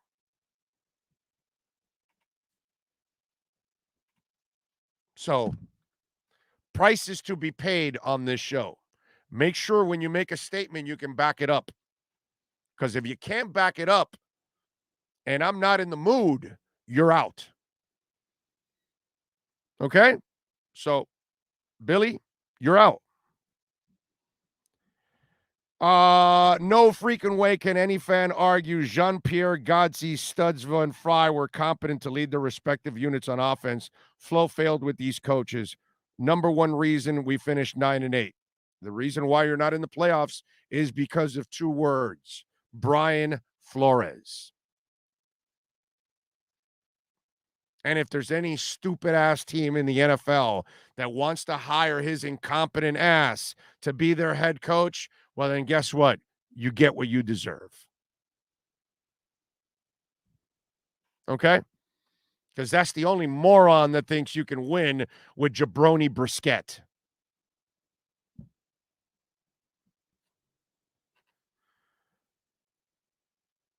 People are just followers of the mainstream lies. Suddenly that phrase work ethic is being used by self-proclaimed Finns fans just because they heard Flores, fluky do-boy Lombardi put it out there. And by the way, Lombardi's full of crap, constantly full of crap. And if any of you believe that, that guy has zero credibility in this business. I get it. Most of you don't know it, but that's how he's viewed in our business. Zero credibility. Okay? He's a hack on the air. He's a hack of a podcast. And obviously, he's part of what? Odyssey? A hack of a company. That's all you need to know, dude. You know, whatever, bro. You want to believe anything Michael Lombardi says, knock yourself out. Oh, man. Big O, we need to shop for a decent backup. Can't have Brissett again. Not ready to move away from Tua, but sure need to bring in a good backup. Many guys like Bridgewater. What do you think? Bridgewater would be good, actually. That's a really good one. I like that one because the IQ factor, and Teddy that's what he is. He's a backup, so he's perfect as a backup. Kind of a coach, sees the field really well. Super smart, can help Tua if he needs anything. Obviously has a ton more experience than Tua playing. I love that call, dude. See, that might be one of the better ones on the chat board. Jay says, Orlando, you just channeled Hank Goldberg while berating Billy. LOL. Yeah, well, I mean, you know, there's got to be a price, man. and I got to hold you guys up to stuff when you say stuff and it's just stupid, or if you're going to throw stuff out that has very little facts to it, like I did to somebody the other day. I said, all right, go ahead. If you made that claim, now send me the proof. And it couldn't send me the proof, so you're gone. And there was somebody else yesterday I was going to do it to. You got lucky yesterday. It was towards the end of the show. I read it and it was really, really stupid. And I was going to put you on blast. You got lucky. And you're there often. You're here often on the chat board. You're not often. You're here every day. So be careful what you post. Because if I challenge you and you don't meet the challenge, you will get blocked. Okay? So if you enjoy hanging out with everybody and talking and all that good stuff, make sure you're being responsible out there. You start posting crap that is not accurate, and I know it isn't accurate, and I challenge you, and you can't respond to the challenge, you will be blocked. Bank on that. And once you're blocked, it's over. You don't get unblocked. Not on Twitter, not on Instagram, not here, not anywhere. I've got well over, I don't know, like 700 people blocked on Twitter over the years. They've never been unblocked. Okay? Oh, actually, that's a lie. I had one guy that came to a live show and profusely apologized, and because he was an asshole, and so we blocked him. And he knew he was an a-hole, so we unblocked him. We gave him a break. I have a little piece of a heart left over, but usually, once you've been blocked, it's kind of like that Superman thing. We put you in that mirror and you just fly into the space and just kind of get lost. That's kind of the way it is. Robert D'Amato, thank you, sir. He says Teddy is a bad fit because he'd take Tua's job. Teddy couldn't lead a football team if his life depended on it, my man. Okay? Teddy's not a starting quarterback. That's why it's perfect. Anybody that starts Teddy doesn't know what the hell they're doing. Love Teddy. Terrific kid. Great mind for the game. The Lord did not bless him with the ability to play at that level. Kind of like Ken Dorsey, kind of like Steve Walsh. He was able to play a little bit and everything, but really, they weren't gifted with what you need to succeed. They were all gifted with the brain, right? Teddy has more than enough brain. He's probably smarter than 90% of the quarterbacks in the league. Okay? He's super smart. But unfortunately, the Lord didn't give him those gifts. So that's why you can look at it that way. But once you get to Teddy, the season's over. Let's just put it that way. Okay? Once you started Teddy on any team, your season was over before it started. It wasn't even close to Hank Goldberg. I couldn't even listen to Hank in my office in the 90s. He had such a potty mouth. There is no double secret probation with Big O. No. You're gone and that's it. It's over. That's it. Big O sending people to the Phantom Zone. That's it. That's what it was called. That's right, the Phantom Zone. That's it. You get sent into the Phantom Zone and you just float out there in the periphery forever. Hunter Butler says we should have drafted Najee. I feel like Holland would have been there in the third. All worked out in the end, but we'd have Minka back if it wasn't for Flo. Hunter, I love the super chat, and thank you. But I love how you assume that Javon Holland would have been there for you in the third. That's hilarious. And by the way, Najee Harris wasn't going to do much on this team. Without an offensive line, Najee Harris also is going to struggle. Okay? I love Najee Harris, but you still need a line, not only for Najee, but for the quarterback. And for survival, period. All right, let's talk a little Miami Hurricanes. We got some hurricane news going on, and Manny Navarro does an excellent job of covering the Canes. It's our Canes Wear Miami Hurricanes report. That is next. If you're a Miami sports fan, then there's only one store to go to, and that's Caneswear at Miami Fanwear in Davie. They're your one-stop shop for all your inner Miami CF, Canes, Dolphins, Panthers, and Marlins merchandise. They have hats, t-shirts, game day jerseys, and so much more.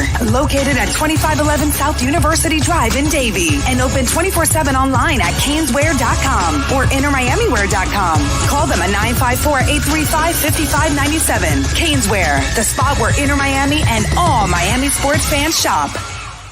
The viewpoint, statements, or beliefs expressed on the following program by the host, guests, or callers are not necessarily the opinions of FantasyXS.com, Media Group Inc. ownership, management, sponsors, or website. Time for Canes fans to get what they want. Information, insight, and perspective. It's the Caneswear Miami Hurricanes Report with Manny Navarro, exclusively on the Big O Radio Show. Here's Big O and insider Manny Navarro. Right, there he is, the man, the myth, the legend that is Manny Navarro. Manny, any truth now that Ruiz is paying you also an NIL right now? In fact, I heard he's paying you more than we're paying you. I don't know. I'm just that's what I hear. I'm just saying. Hey, my kids don't care where the money comes from as long as it takes them to Disney World and whatever the hell else they want, man. So you know how I work. No, there is no NIL deal with me and Ruiz. Damn it. But I was on the Twitter space last night when him and Darren Ravel were going at each other's throats. Just entertaining as hell. Bring your popcorn. I mean, these Twitter spaces at night sometimes, though, I mean, they get a little wacky with the people who jump on. But last night was an interesting scenario for sure. So walk us through what I wasn't on there. So what went on? What transpired? Well, obviously, there's been a lot of news lately as far as Miami players signing NIL deals, and Ruiz has put out how much each of them are making. And so, like, as I tried to explain to the Miami fan base who wants to know why Darren Ravel is writing these stories, I said, well, he's writing these stories because there's chum in the water, right? Anytime people are talking about paying players at the college level, even with NIL, people, I mean, listen, how long did we live with that being illegal, right? I mean, have we really changed our mindset? No. Are we? So I think, he wrote a story yesterday, basically off the interviews that were done at CaneSport with Gary Furman, where Drew Rosenhaus and Ruiz and Malkikawa, first round management, went on and talked about the deals that were being signed. And then he tweeted out how this is all being done under the guise of a company that just started operations a week ago. So immediately it's like a trigger word for Miami fans, right? What do you mean the guys? This is legit. This is legal, right? And the reality of all of this, is we are venturing into untapped waters. There are no NCAA rules. There is no legislation other than state legislation that sort of governs this area where college players can make money. And so Ravel and Ruiz ultimately were discussing how long this company's been around, this company, what the aim of it is. Is it being used as a tool to entice high school recruits to come to Miami? And Ruiz's stance is, look, we're not just paying guys that are going to Miami. We're not just having these deals with people going to Miami. You're going to see deals with kids from FIU. You're going to see deals from St. Thomas University. Ruiz's stance is he's helping the community. Ultimately, Miami fans love this because it's helping them, right? It's helping them get players. But there is that gray area, where, let's face it, the old rule of you cannot pay high school recruits to come to university, that still exists. That hasn't changed. Right? That's still against the rules. Well, how do you govern that? When you're putting out contract information online and you're talking about this in public spaces, you bring on heat from people like Ravel and others who are looking to get college programs in trouble or calling them out for their missteps. Right. And that's all that is. And that's where I would, for all you Canes fans out there that are butthurt, there isn't a booster in Oklahoma that's doing this right now, going public and telling you about all the bling and all the money that they're dropping. They're not doing it in Alabama. They are dropping the money, but it's all behind the scenes. Right. And so, and for those of you, since we have a lot of Miami fans that have a lot of Hispanic in them. El Alade does not help. Okay? Right. And that's kind of what you're doing is you're bringing attention to yourself. So you're bringing eyes to yourself. So then now they can look into what you're doing even more because you're public. So if there is any illegal slip up in this process that you think is legal, you're kind of exposing yourself.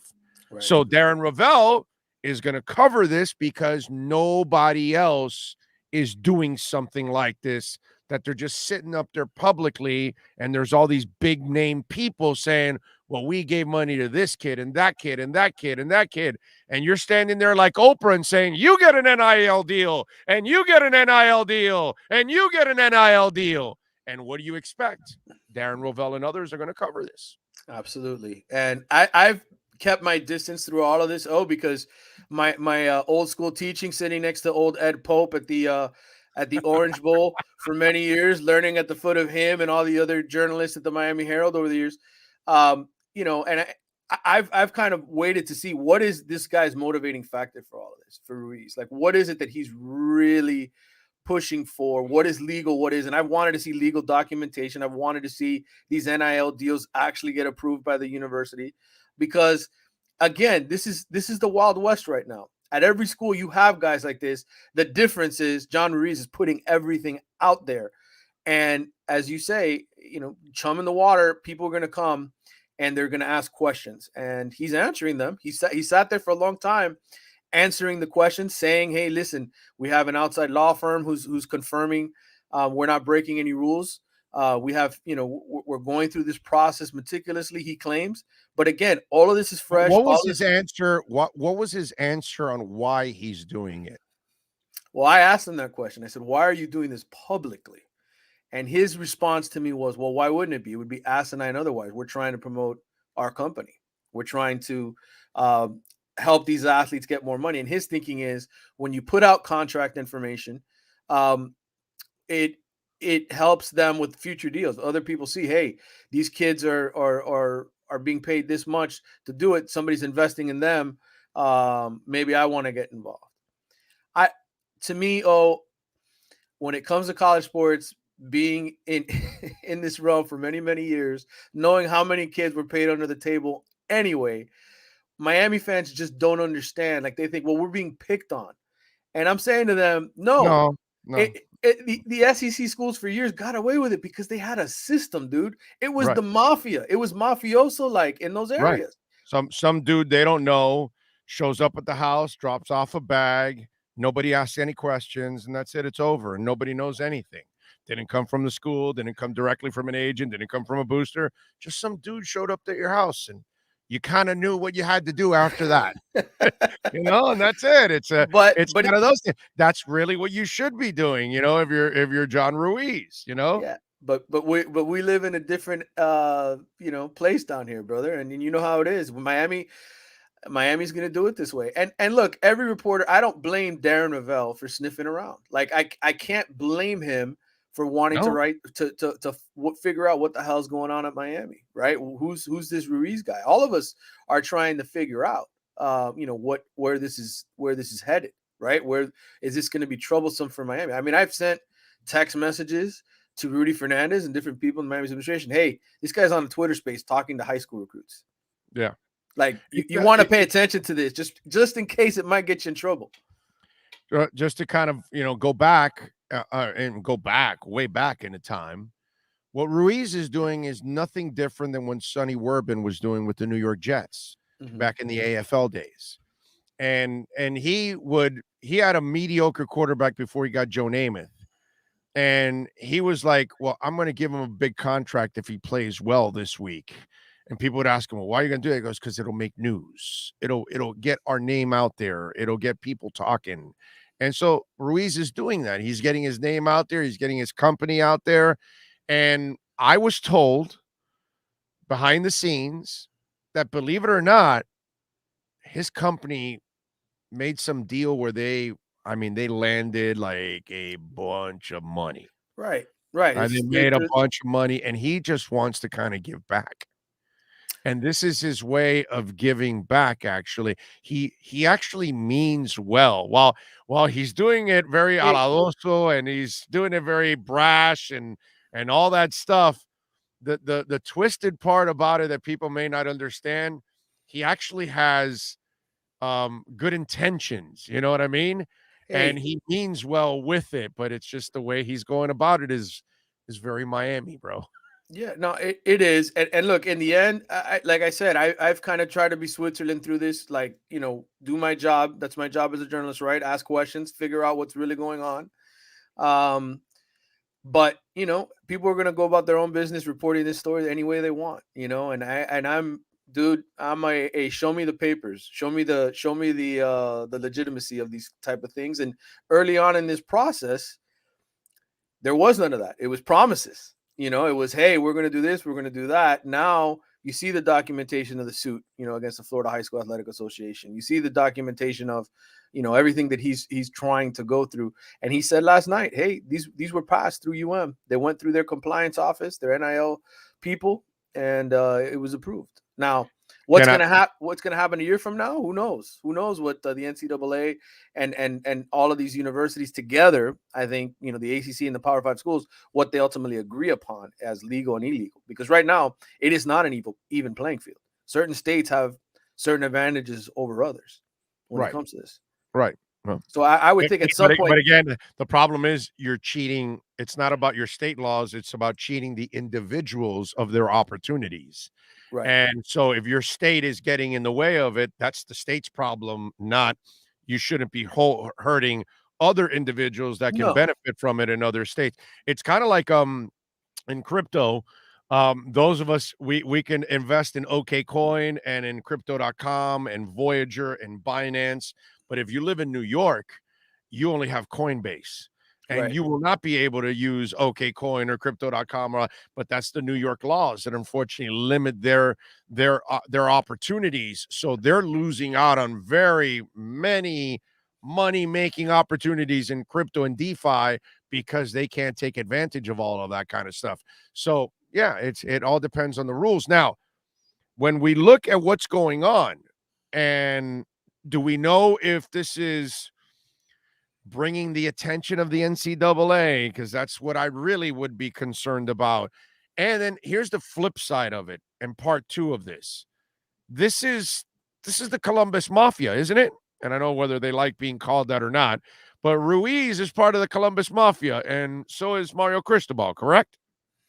Well, Mario obviously went to Columbus. I don't know all of the reasons. I mean, not saying part of the Mafia, but what I'm saying is they know each other. Right. So I have to assume that Ruiz, whether he personally ran it through Mario or through channels next to Mario or whatever, but I'm sure before he did all of this, he wasn't going to screw his brother over. So I'm sure he asked his Columbus brother, hey, is it cool if I do these kind of things? And he had to have gotten some kind of an okay from inside that coaching staff, correct? Well, here's what I would say in response to that. I think, first of all, the way the laws are written right now, okay, in terms of the college, breaking college rules and hurting a college program, coaches and people who work at the university are not allowed to participate in funneling NIL money to players. So I get that. How do you prove No, I'm not saying you prove it, but I'm just saying common sense tells you that, hey, Mario, I'm going to do this. Hey, between us is, there had to have been something that. Yeah. Could I tell you for sure it happened? No, of course I can't. not. And you wouldn't even if you knew. The hell are you talking about? Come on, bro. I wasn't born yesterday, but we're spitballing here. Yes. And I wasn't born yesterday, bro. I'm sorry. Of course. I got to imagine that, this has been talked about behind the scenes, like, because this is what they're doing. They're trying to create an advantage for themselves as a program. And that's what you got to love also if you're a Canes fan.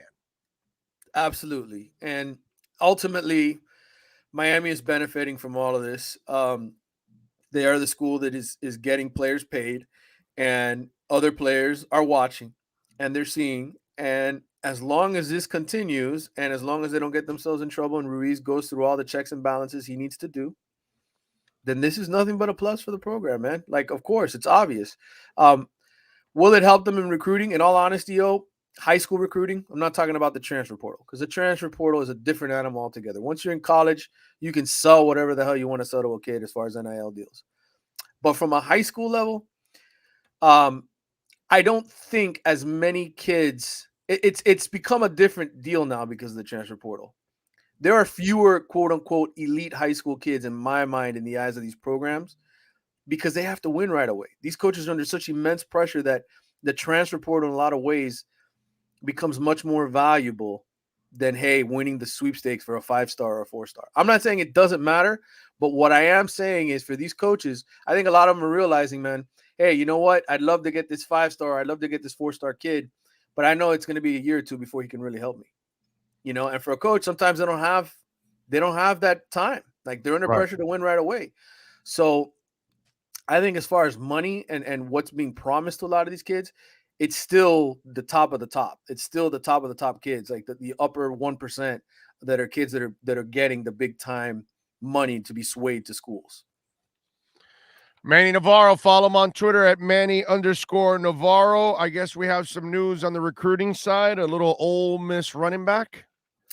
Yeah, Henry Parrish, who back-to-back 2,000-yard seasons, junior and senior year at Columbus, led Columbus to a state championship. And Miami, he really wanted a Miami offer, but Miami was in love with Don Chaney Jr. and Jalen Knighton, and they had their guys. And he was just – that year they were loaded at running back down here in South Florida. And so Parrish ended up following Kevin Smith, who was the running backs coach for Lane Kiffin at FAU. He followed Lane to Ole Miss. And now Kevin Smith's at Miami, and he's followed him to Miami. So just like Jalen Knighton, very similar skill set, catches the ball out of the backfield. I think he gives Miami the kind of depth that they used to have, right? When a guy running back would go down, well, they just bring in Najee Davenport. They bring in Willis McGahee, or they, whoever. It needs to get back to sort of those days. Alabama has that. Georgia, Clemson, all those schools have that kind of depth. Miami has a deep stable of running backs now with Henry Parrish. He's a good back. And they also picked up Frank Ladson, the receiver out of Clemson, who is also from South Florida, played at South Dade High School. He was the number 1 recruit in the area, I think, in 2019, him and Tyreek Stevenson, their former teammates at South Dade. And so he's coming as well. Kid, it dealt with a lot more injuries in his career at Clemson. I think he rolled his ankle before he even stepped on the field and was dealing with an ankle injury, then COVID protocols, then a hip injury, and then groin. So the kid's had it all, just hasn't lived up to it in his first 3 years. And now he's coming home and he's got an opportunity, in my mind, in the next 2 years to be the kind of talent that people thought he could be. All right. Good stuff there. What are you working on in the Athletic so folks can check you out, my man? Yeah, well, I wrote about obviously those two arrivals, and now I'm in the process of writing a story about Tyler Van Dyke, who just, obviously this is a different era for him. Derek King is gone. The team is officially his. Derek King's not over his shoulder anymore coaching in the QB room. He's got to be the leader. He's got to lead Miami through off-season workouts and so forth. So I caught up with Tyler over the weekend, in part because of the NIL deals and stuff that he's signing. And then, listen, Cyrus Moss, I spoke to our boy Cyrus last Friday. Spoke to Shamar Stewart's people, the 5-star recruit who is going to be visiting Georgia this week and then Miami on the 28th. And then you also have this elite prospects camp for all the 2023 kids that Miami's hosting on the weekend. So there is a ton going on. And of course, the offensive coordinator, defensive coordinator jobs, which still are unfilled. And last night there was a report from Football Scoop about Jason Candle, the head coach at Toledo, being a candidate. I checked with people and turns out this one has legs. I think, he's a guy who's kind of been stuck at Toledo for a while. I think there's a chance that him and Mario have the same agent from what I understand. And I think Miami ultimately could pay him more than he's making at Toledo to be the head coach, to be the offensive coordinator. Okay. All right. So Interesting. Toledo's had a good offense, man. Yeah, they've had a good offense. Yeah. They've that's kind of what they've been known for. That they've been scoring some points lately. So that'll be interesting. All right, good stuff. Follow him on Twitter at Manny_Navarro, and make sure you subscribe to The Athletic like I do. All right, so you can support Manny. And by the way, you get great coverage locally, nationally, even with soccer. So all that good stuff with The Athletic. Appreciate you as always, my man. We will talk on Friday. Thank you for having me on. Talk to you again. Pleasure as always. There you go, the great Manny Navarro. Love it. All right, excellent stuff by Manny. Excellent insight. And you could be seeing more of Manny. May have some news for you on Friday on that, if it all gets finalized. Let's see what we have here. Dana says, come out to Cali, Big O. The weather is nice, and we have Dolphin fan clubs in the 100s in LA and the Bay. I will, Dana. I will be out to Southern California, and we'll be out in Northern California too, at one point or another. There's no doubt about that. But we are going to New York next month, and we'll be in New York. Sean and myself will be at Slattery's on the 18th on Friday night. So any of you out there that live, work in the New York area, and you can be at Slattery's Friday night, February 18th. We'll be there at 8 o'clock. So Sean and I will be out there. By the way, what's the go-to meal at Slattery's? I need to know. So we're going to go visit the Dolphin Bar in New York City, Slattery's. And that'll be February 18th. So if any of you are out there, I would love to meet you out there, man. Be good to meet you out there. Let's see. So we will. And we're going, and for sure, we're going to the draft in Vegas.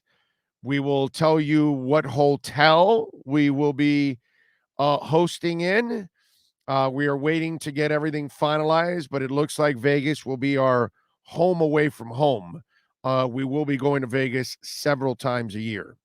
All right. So hopefully we'll be able to put together some packages where you all can join us in Vegas for the draft, for a Dolphins Raiders game, the NBA Summer League, whatever it is that we do out there in Vegas. All right. Would love to hang out with all of you out there.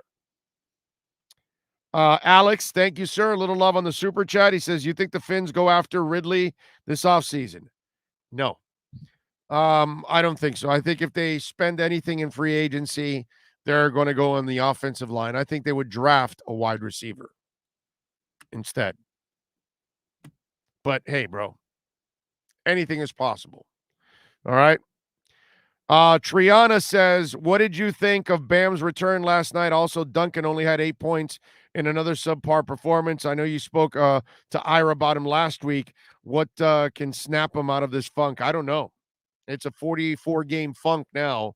Last night, he beat the Raptors 104-99, no Lowry. Butler, obviously, was awesome. 19 points, 10 rebounds, 10 assists. So he had a triple-double. Bam played 32 minutes, man. 14 points, 9 rebounds, a steal. Gabe Vincent was 3 of 6 from three-point range with 15 points. Hero played 34 minutes, had 23 points. Duncan added 18. How about Caleb, dude? How about that dunk down the lane? That was nasty. That was good. I felt bad for Yurtsevin because he doesn't play now. Poor guy. Bam's back. Deadman's back. He's out. It's just poor kid, man. It's like, come on. Give him a break. 28-16. They're 7-3 in their last 10. So they got Portland on Wednesday. And they're right there with Chicago at the top of the conference. But Chicago is 5-5 in their last 10. It's pretty cool to watch the Heat and the Panthers at the top of their conferences. And hell, they're tied with Tampa, but they've got 2 games in hand with Tampa because Tampa has 2 more losses than the Panthers. Panthers, by the way, in action tonight at the Flames. But number 1 in the conference, 57 points. Yeah. No, I love what I saw from Bam last night. Love what I saw from Bam last night. Duncan, it's a concern, man.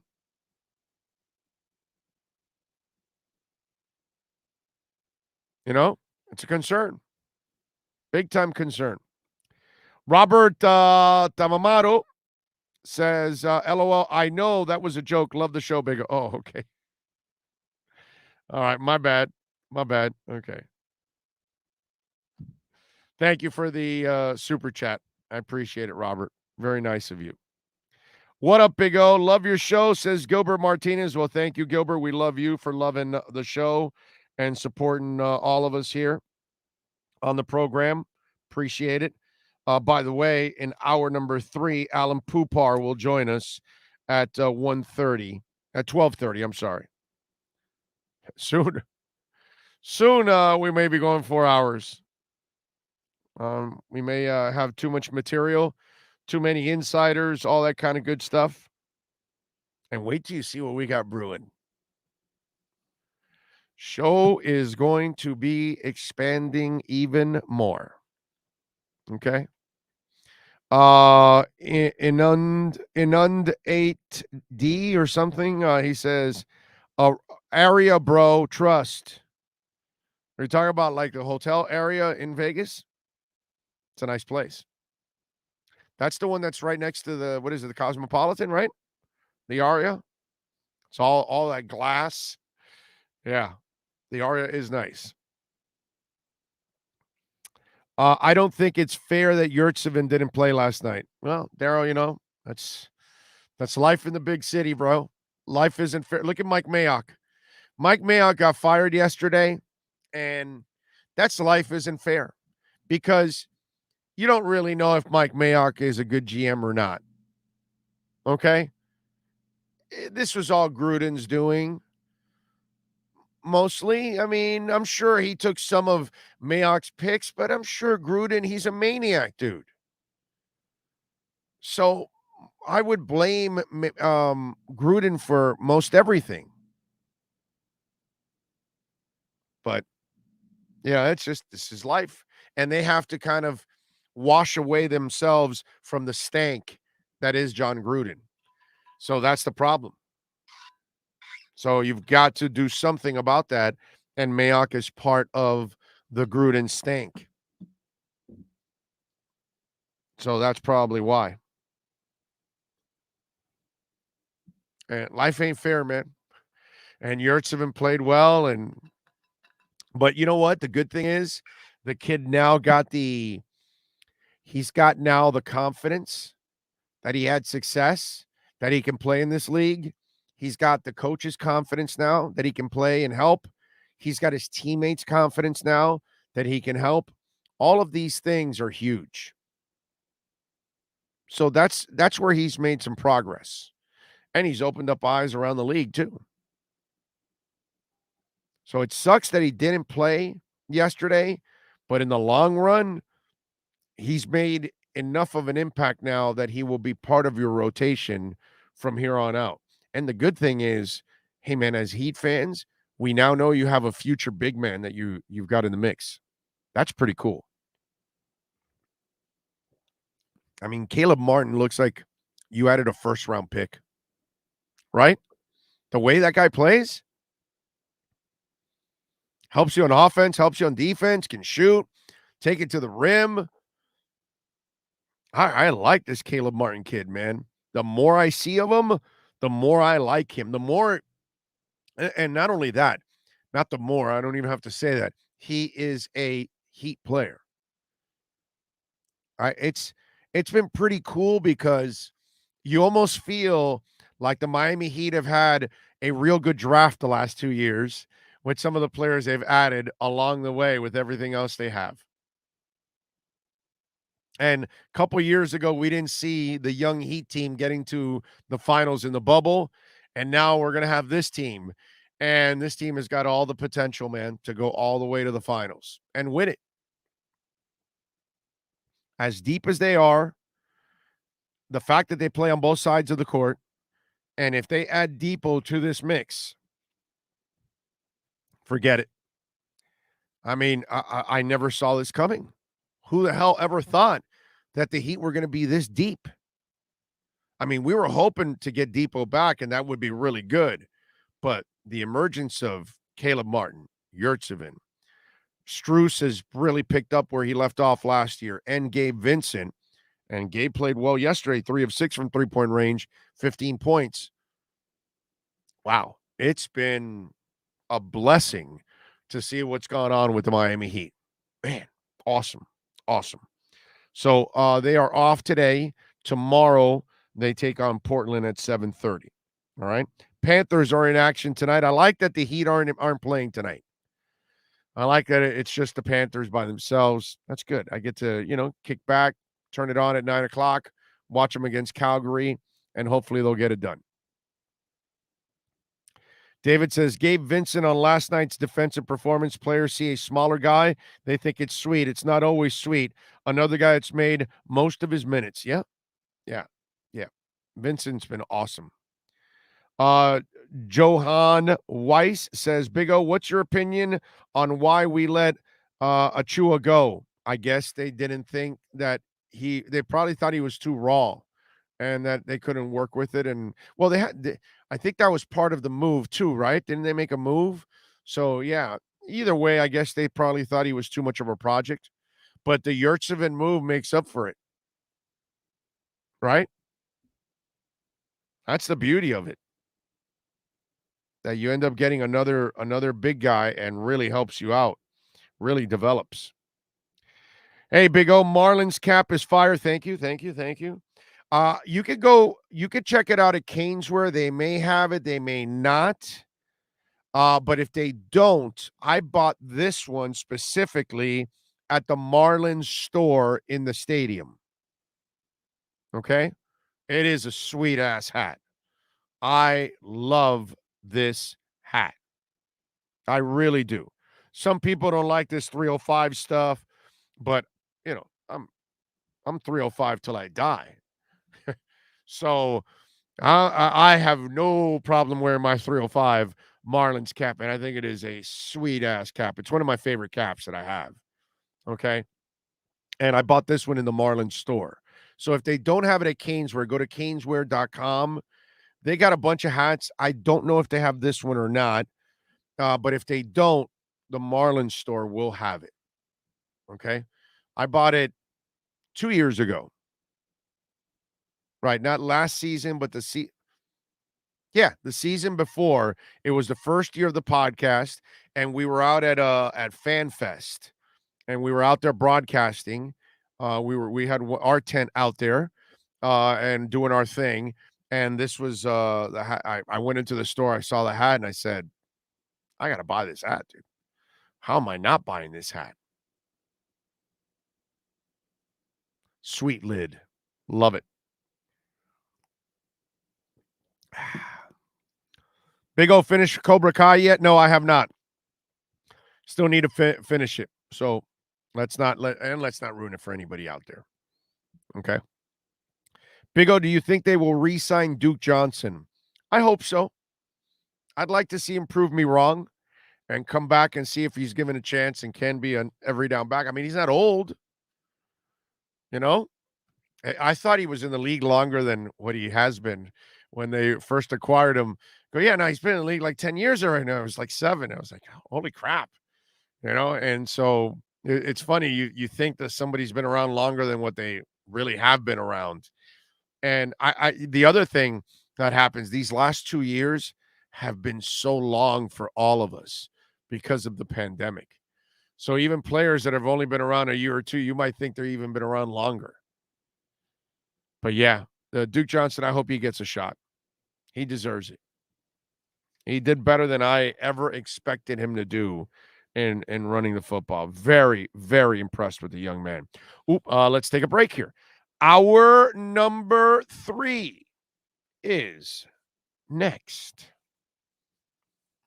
South Florida's premier law enforcement agency is now hiring individuals like you. The Fort Lauderdale Police Department is now accepting applications for non-certified and certified police officer positions. Minimum requirements and qualifications can be found at flpdjobs.com. That's flpdjobs.com. Are you ready? The city of Fort Lauderdale is an equal opportunity employer. Oh, great. You have a doorbell camera. Now you have a front row seat to your house getting robbed. They're breaking into my house! Ooh, there goes the TV. I'm sure it'll turn up at the pawn shop. No, not the TV! Just because you can see them, that doesn't mean you can stop them. With Slogans, you get 24-hour monitoring, a free home security system, and professional installation. Plus, free doorbell camera, one that'll actually work for you. Get out of my house! Get out of the house! Call 1-800-ALARM-ME.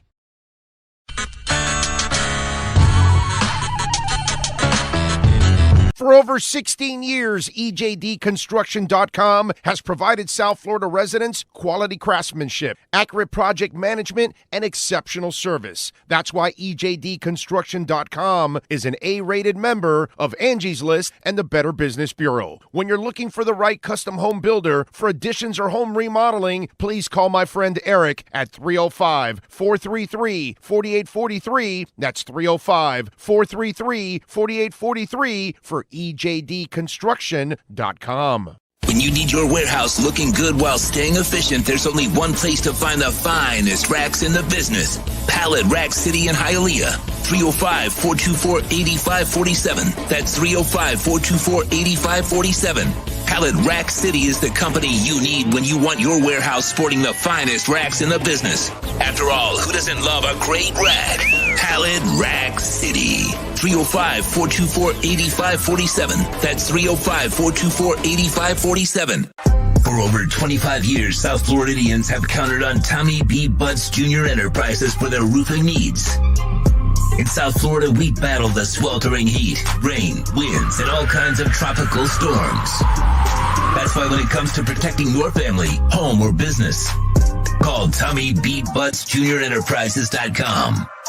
954-735-9826 or 954-394-1411 and ask to speak to Tommy, the owner. They specialize in all kinds of roofs. All work fully guaranteed with the customer's complete satisfaction. A-plus rated member of the Better Business Bureau. Licensed and insured. There's no buts about it. When your roof needs repair or replacement, go to TommyBButtsJrEnterprises.com. A certified widening contractor. The viewpoint statements or beliefs expressed on the following program by the host, guests, or callers are not necessarily the opinions of FantasyXS.com, Media Group Inc. ownership, management, sponsors, or website. The Big O Radio Show is brought to you by Sports Grill. Good food, good drinks, good friends.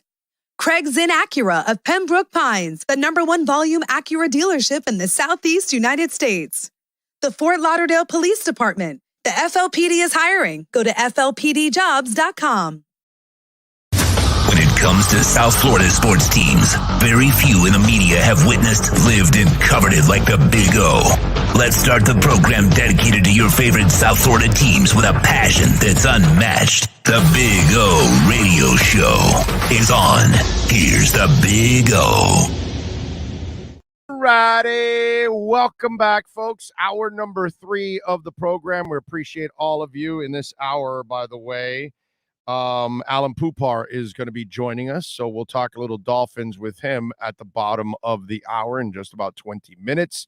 Reminder once again, we will be in New York City next month on February 18th. Well, we'll be there from the 16th through the 20th. Fly in on the 16th, fly out on the 20th. But on the 18th, we're going to go down to Slattery's in New York City, the Dolphin Bar, and we'll be there at 8 o'clock. So if you happen to be in the New York area, would love to meet some of our friends out there from the radio show.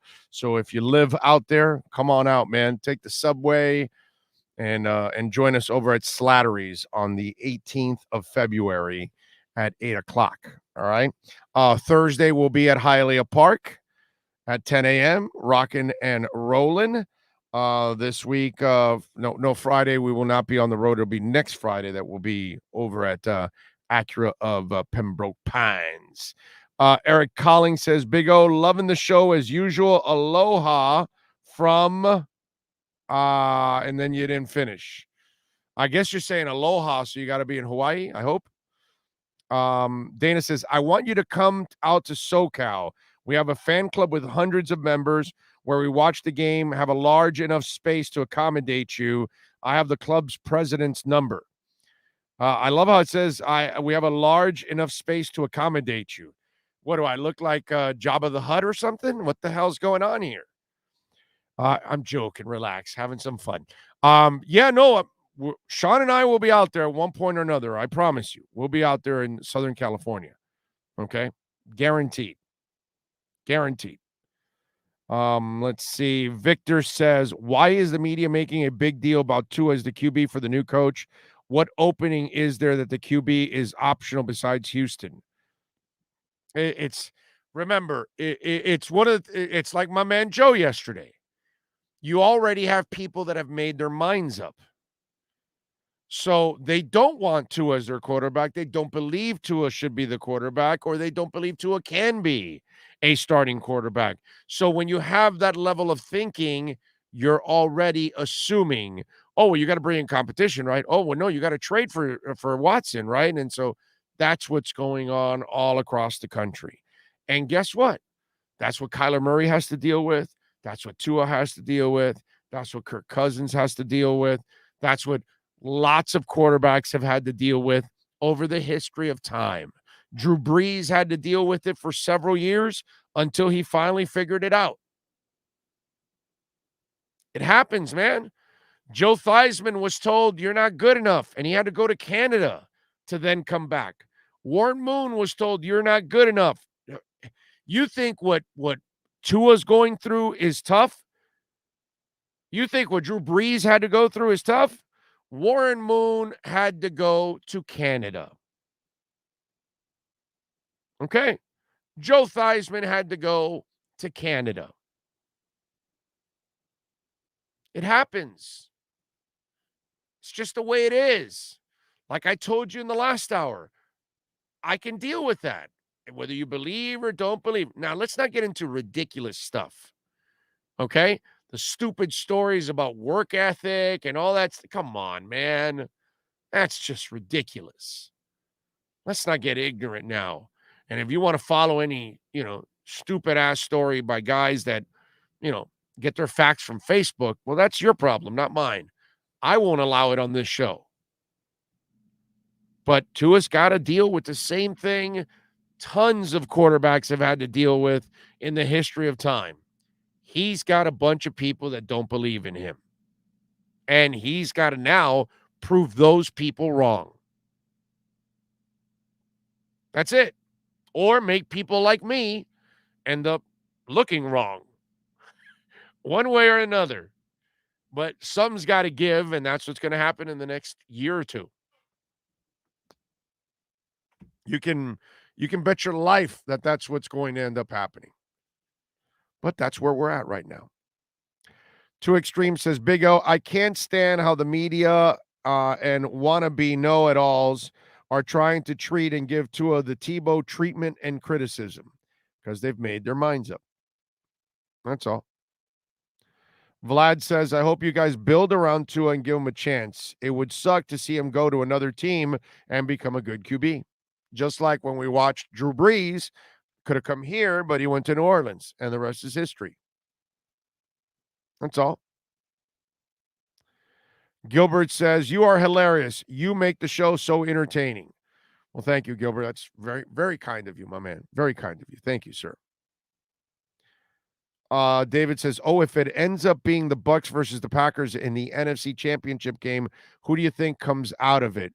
At first I would pick the Bucs, but with all the injuries now, I'm going to go Packers because it is in Green Bay too. So they've got that advantage. So I'll give a slight lean to Green Bay. GM Hindsight, thank you for a little love on the super chat, my man. He says, Shad brought up the golf to Stafford as a QB upgrade to get over the hump, yet Stafford won his first playoff game after 13 years last night.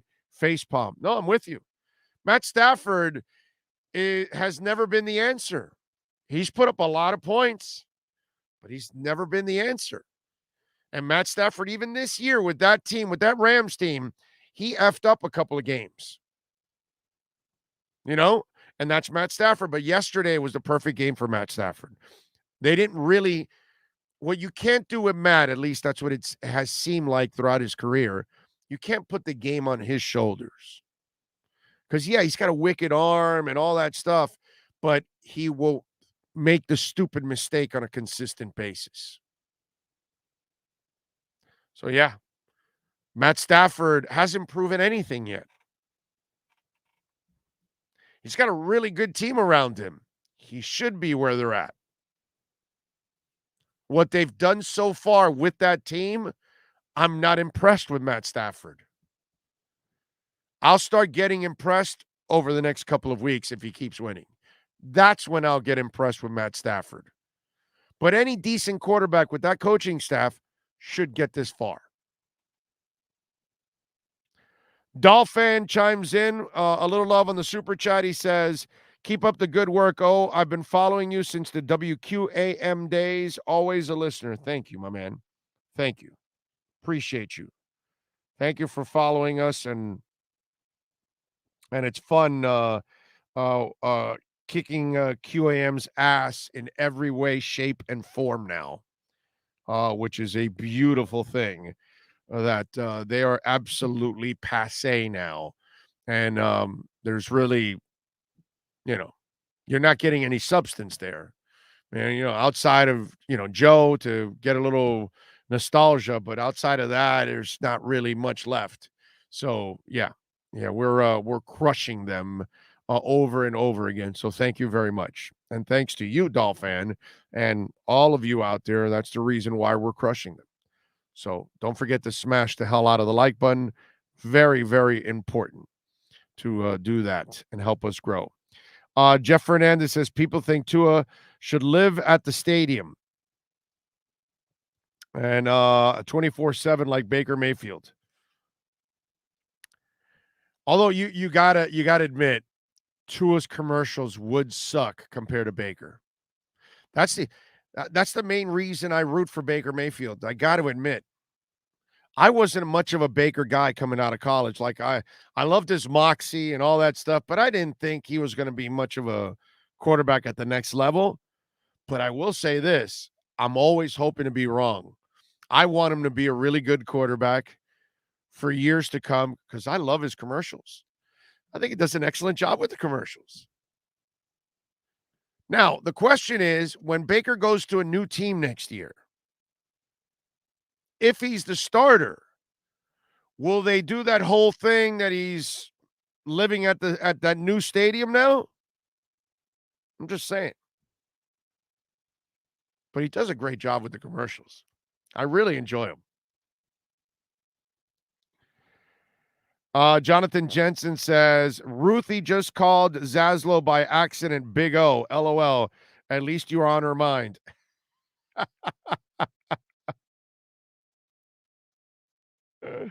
Zazzle is a good guy. Let's see. What else do we have here?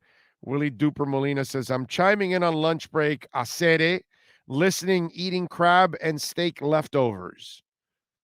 Well, you're eating good in the neighborhood. Kind of like Dwayne Wade. Bromar Smelly says, if the Dolphins miss the playoffs again, Greer and Tua are gone. Depends. You might be right on both. Maybe one could stay, one could go. You never know. But yeah, it would not be good next year. You got to do something. QAM reruns their transmissions. I mean, QAM's just, it's just crap already at this point. Tom Stockel says, Big O, I appreciate the diversity of your guests. No yes men, but good discussions with different views. Very thought-provoking. Well, that's the idea. I'm not going to bring guys on to just agree with them on everything, and I'm going to challenge all of our men and women that are on, just like I would challenge you guys, just like you're going to challenge me every single day, because none of us are going to get it right. We're all going to screw up one point or another. We're all not going to have the right point of view. We're all going to get it wrong. And eventually we will, find out what our thoughts are, if they're good or bad or right or wrong or whatever, but that's kind of the idea. have good banter back and forth. If we all agreed on everything, it would be really, really boring. Vlad says, beating the Patriots 47-17 in the playoffs was one of the best days in decades for me. It's a good day. Let's see. Carlos says, you've talked about adversity. Kurt Warner had to go all over creation. Yeah, he was bagging groceries, playing in the Arena League. I mean, I don't know if you guys know the story. Green Bay one off season, okay, had Brett Favre. Backing him up was Mark Brunell, Aaron Brooks, and some guy named Kurt Warner. So Kurt ended up getting cut from the Packers. Went to the Arena League, bagged groceries, found his way back to St. Louis. The rest is history. Becomes a Super Bowl champion, yada, yada, yada. So Ron Wolf, the god of quarterbacks, trades for Favre from Atlanta. He drafts Aaron Brooks and Mark Brunell. He trades Mark Brunell to Jacksonville. Mark Brunell goes on to the AFC Championship game, and as you all know, 62-7 Marino. Anyway, Fiedler came in as a backup and threw up a couple bombs. Remember that? Those of us that are old enough to remember that nightmare. So he trades Mark Brunell, I believe, for a 5th rounder to Jacksonville, which became a steal of a trade for them, or a 4th rounder, not sure. And then he also trades Aaron Brooks to New Orleans, who became a starter and was decent. He had a whip of an arm. He just wasn't, his accuracy wasn't good. So that was a bit of an issue. And then he had a rotator cuff issue, which, by the way, the rotator cuff issue that Aaron Brooks had and the Saints doctors dealt with was not exactly the same as Drew Brees's, but there were similarities where their doctors felt good about taking the chance. Miami's doctors did not. The rest is history. Notice how I'm telling you this story, but there's other stories tied to it, by the way. So he cuts Kurt Warner. He trades Aaron Brooks, who becomes a starter in New Orleans. He trades Mark Brunell, becomes a starter in Jacksonville, and he has Brett Favre. You know what he does after that? He drafts Matt Hasselbeck. And the Dolphins and the Seattle Seahawks were in a bidding war for Matt Hasselbeck. Once they wouldn't go any more than a 2nd rounder, Seattle went with a 1st rounder. They got Matt Hasselbeck.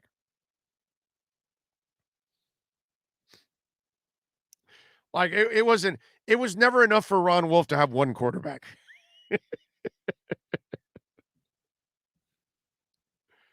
So there you go.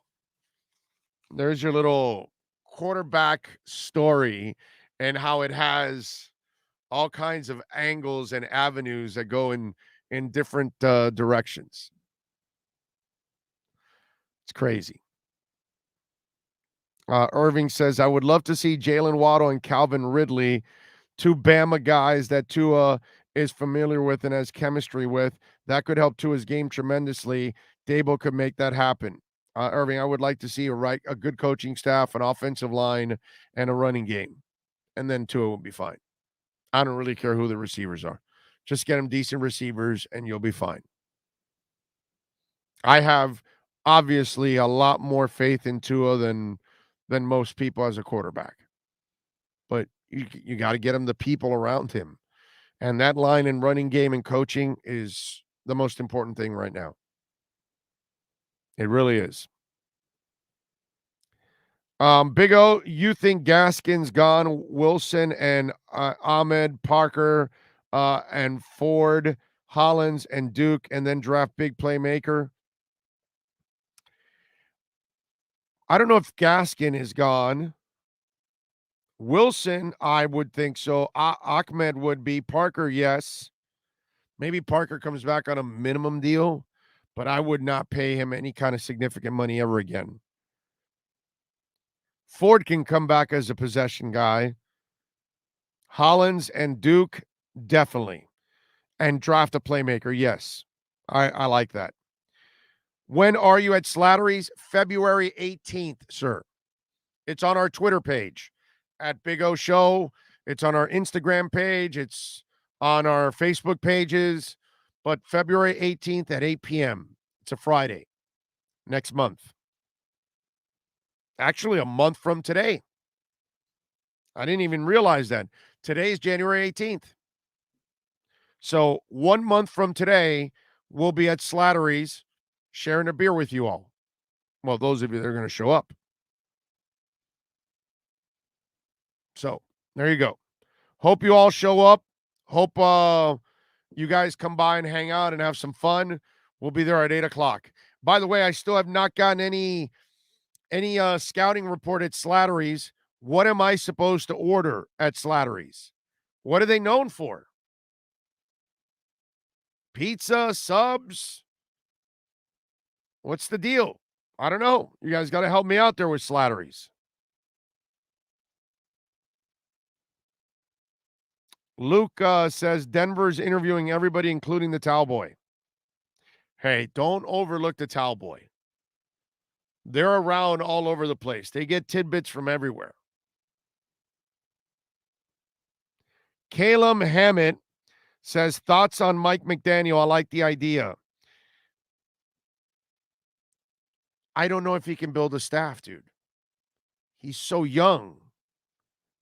Never been a head coach. With Dable, at least he's in his, late 40s now, 46, 47. He's been all over the place. If I'm going to go in that direction, it will be Dable only.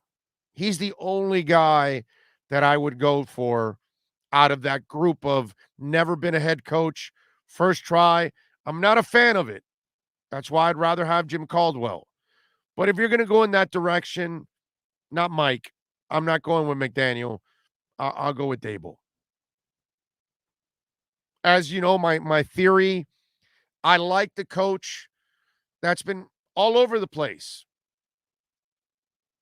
We already have the Philbin and the Flores, the guy that's stuck in one team, and really his Rolodex never grows because he doesn't get to know people.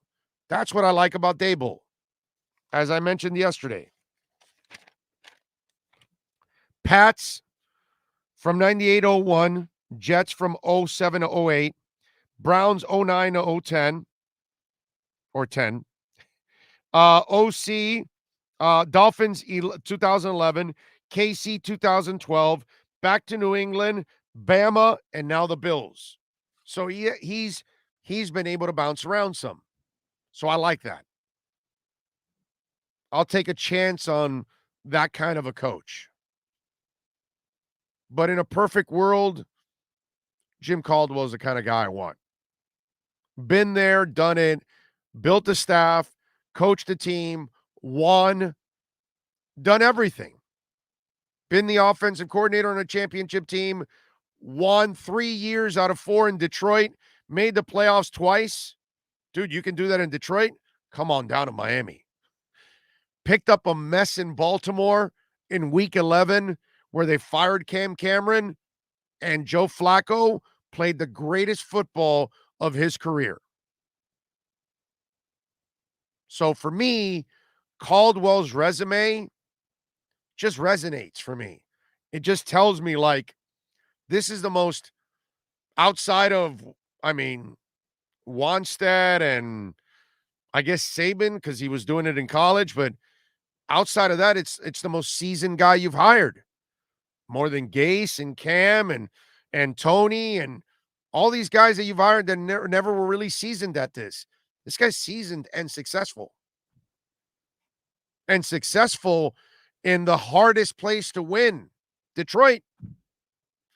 Nobody has 70 years of suffering like Detroit. Everybody fails there. He was successful. So that would be the guy I lean to. All right. Let's find out who Alan Poupart is leaning to in our Sports Grill Miami Dolphins Insider Report next. Let's get ready to talk Dolphins football. It's the Sports Grill Miami Dolphins Report with Sports Illustrated's Alan Poupard. With locations throughout South Florida, Sports Grill is the home of the special grilled wings. Check out our sponsored locations in Miami on Bird Road and 114th and in Miami Lakes in the Royal Oaks Plaza. Here's Miami Dolphins insider Alan Poupard.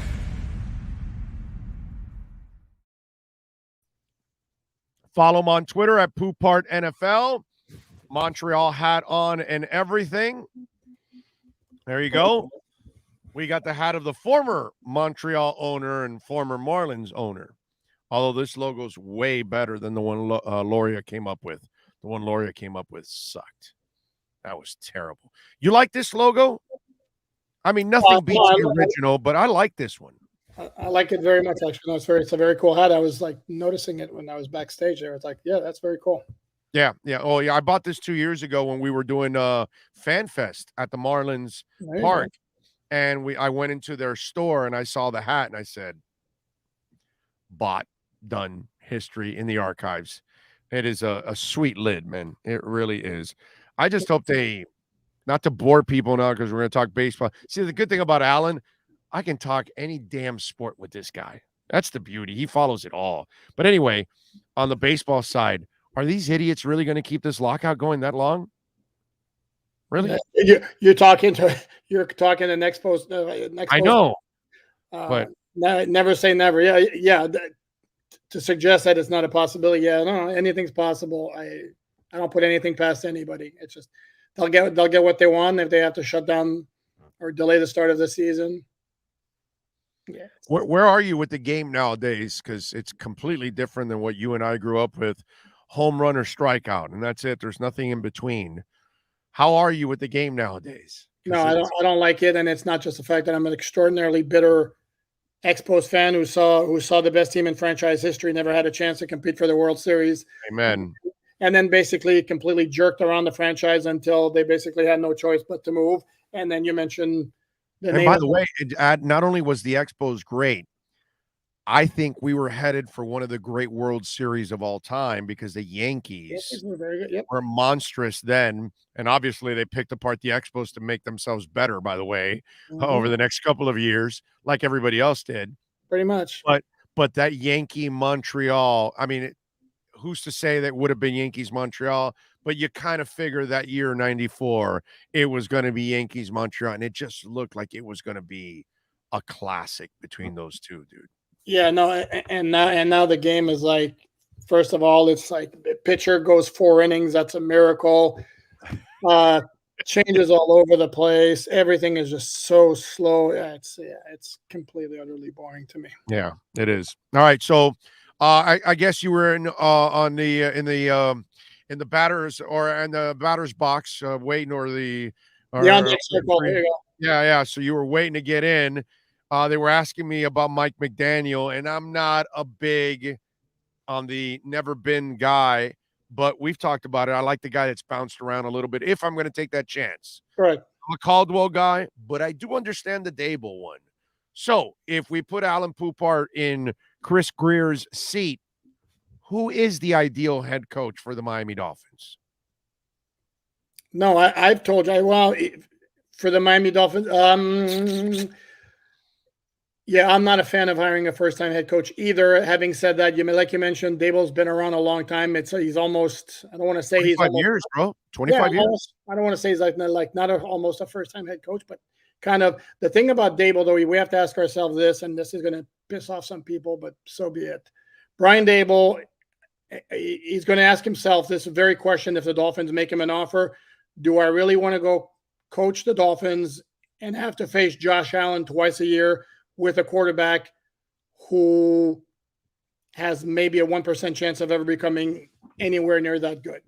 I think that's a question we have to ask ourselves. And of course, we're going to get into the whole debate. But that's my feeling with Brian Dable. I like Doug Peterson. I like Jim Caldwell, as you mentioned. I find Mike McDaniel very intriguing, but we've gone the route of the young first-time head coach, the 30-something, and it hasn't panned out. And Mike McDaniel maybe has a little bit of that Adam Gase vibe, who's like a really smart guy, but can he coach, Grumman and both sides of the ball? Can he build a staff? Correct. That too. That's Although he works with a amazing. lot of great people in Washington. You look at that staff in Washington. Yeah. And I've seen some clips of they were doing like a group interview and everybody. saw that. They speak highly of him. Now, has he developed a relationship with other people outside who he could convince to come here? That's the big question. He certainly wouldn't be my first choice. I find him very intriguing among the first-time head coaches behind Brian Dable, who's the guy. Now the thing is also apparently Joe Shane, who I believe is assistant GM in Buffalo, or is in the front office, is getting a second interview for the Giants GM job, and one has to think that if he does get that job, he's calling Brian Dable and and maybe that becomes a package deal, and the compensation is moot anyway. So you'd rather work with the Giant quarterback? You don't have to face Josh Allen twice a year. That's one positive over there. If you have a good defense, why would you worry about that? Because again, Josh Allen is going to be a problem in this division for a decade. But wouldn't the guy that trained him, wouldn't the Jedi Master who trained the Padawan know how to defend the Padawan? Partly, number one. Number two, considering his combination. By the way, I could have never done this with Omar Kelly. Well, Omar doesn't like Josh Allen, does he? No, I'm talking about the Star Wars references. Oh, he would not have picked up on that. No, the problem is, it's one thing to know how to stop Josh Allen. The problem is that the dude can run and he can pass. And this year he learned he didn't have to chuck it down the field all the time if it's not open. So now he's learned patience on top of that. So he's refining the raw edges, because there's a guy who was as raw as you could get when he first got in, except he was stupid talented because of his size, because of his running ability, because of his arm. Yeah. So, and the other part of the equation we also have to factor in is right now, which looks like a more stable situation. Is it the Giants with John Mara, Joe Shane, if it's the guy who's hired, or is it the Dolphins with Stephen Ross and Chris Greer? That's another question that Brian Dable would have to ask himself. Yeah. No, and again, and you look at the other quarterbacks in the division. So I don't think it's a lock that if Brian Dable has this choice, clearly, you want to take the Giants job or you want to take the Dolphins job? Not 100% sure that he would take the Dolphins job. And on top of that, there's also Chicago factoring in, because apparently they're also hot after him as well. By the way, I hear, and I don't know what you're hearing, but I hear that in that building, Dable's like miles ahead of everybody. Like, that's the guy they really want. I don't know. You heard the same thing? What building? Miami. Like, that's the guy they want. Well, he's the guy, again, if you're saying you're all in on Tua, then he's the guy who makes the most sense, considering he's got the working relationship with him. Yeah, he's the guy who makes sense. But Peterson also makes sense, because Peterson has the RPO experience with Carson Wentz in Philly, and he's a former head coach. But I could see Dable as being the guy as well. Well, the good thing is you might be able to run an RPO this year, because they'll actually go get a running back this year, Are we sure about that? I'm positive. Sure. The New England way is not to really normally invest in running backs. So somebody was kind of cock blocking the situation there and saying, yeah, we don't need to get a big time back or anything like that. So you will see a back somewhere in the first 3 rounds or in free agency this year added to the Dolphins. That's just my prediction. You know what I mean? But that's, long overdue. Yeah. Well, get the line first. If you don't get the line, it doesn't matter who you had at running back, unless he's Barry Sanders. You got to get that line, dude. You have to. Now, let me ask you a question, because you brought it up now. So I have to follow it up with this. Go for it. If Dable is wanted that much by others, so then there's a good chance that Miami could fail in grabbing Dable. So who's plan B in your eyes? Then I think you could go back. Here's the thing is, there have been 7 candidates who have been reported as being guys the Dolphins have requested to interview. I don't know that there's anybody that really jumps out other than Dable's the one who really jumps out. Among those 7, I'm not buying Kellen Moore as a really, really strong candidate. I'm not buying Mike McDaniel as a really, really I'm with you, bro. Who's the other offensive guy? And I want nothing to do with Quinn. I've already seen, that, and I've already seen Leslie Frazier. And Dan Joseph had a very unsuccessful stint with Denver. after he left the Dolphins. And then there's a guy Thomas Brown from the Rams. Too young. He was was the running backs coach last year. So I think if it's not Dable, maybe they go outside the parameters. It's not the Dolphins have conducting this search very, very privately. They're not even after the fact announcing completed head coaching interviews, unlike 5 other teams that are doing so, like the Bears, the Vikings, the Texans, the Giants, and I forget there's a 5th one. They're announcing every time they complete an interview. They're announcing them. The Dolphins are not doing that. They're going the secret way. Same, Jacksonville's doing the same thing the Dolphins are doing. I was going, well, maybe they don't want public to know or any of that because they don't want their competition to know. But the only problem is that you and I know behind the scenes. I was thinking about this. These GMs are asking these agents. The agents are going to tell you, my guy interviewed with this guy, this guy, and this guy, and this guy, because they want to create leverage for their client. Correct. So they're not going to go, well, I can't tell you who they've interviewed with, because now you have no leverage, because then the guy on the other side's going, well, okay, I guess he has an interview with anybody, so we're not competing against anybody. And the agent's going to say, oh, no, Cincinnati interviewed him, and Boston interviewed him, and Jacksonville interviewed him, and Topeka interviewed him, and so they're gonna brag like crazy. So within the circles, everybody knows where everybody's interviewed. So you're really not getting any kind of an advantage by keeping it out of the public, is my point. No, but I don't think they're doing it for competitive advantage. I think they're doing it. I believe my guess is they want to avoid public scrutiny, and they don't want to be like, they don't want to hear fans bitching about who they're interviewing and who they're not interviewing. That's my best guess. I don't see necessarily once the interview has been completed, and in the past the Dolphins have announced those. It's just this time they decided not to do it. So having said all that, even though he hasn't been identified as one of the candidates the Dolphins want to talk to, I find it hard to believe that they're not going to speak to Doug Peterson. We asked Cam that earlier, like, well, we haven't heard about Cam. We haven't heard like my guy Caldwell. I haven't heard of Jack Del Rio. Haven't heard of any of these kind of former coaches that could be available to you. So I'm wondering, he thinks there still could be a second wave that's added to it. Do you feel the same way also, that there could be? No question. Okay. No question. I refuse to believe that the 7 candidates that have been identified are the 7 guys that it's going to come down to. I'm not buying that for a second. Yeah, and they may have interviewed more than 7, and we just don't know. Correct. Right? Yep. That's the whole thing behind it. How active do you expect them to be in free agency? Because they do have to sign their own. They have several that they have to sign their own. And so people are all talking about, well, go sign a wide receiver, go trade for Calvin Ridley, go to do this. What should they do in your eyes for free agency?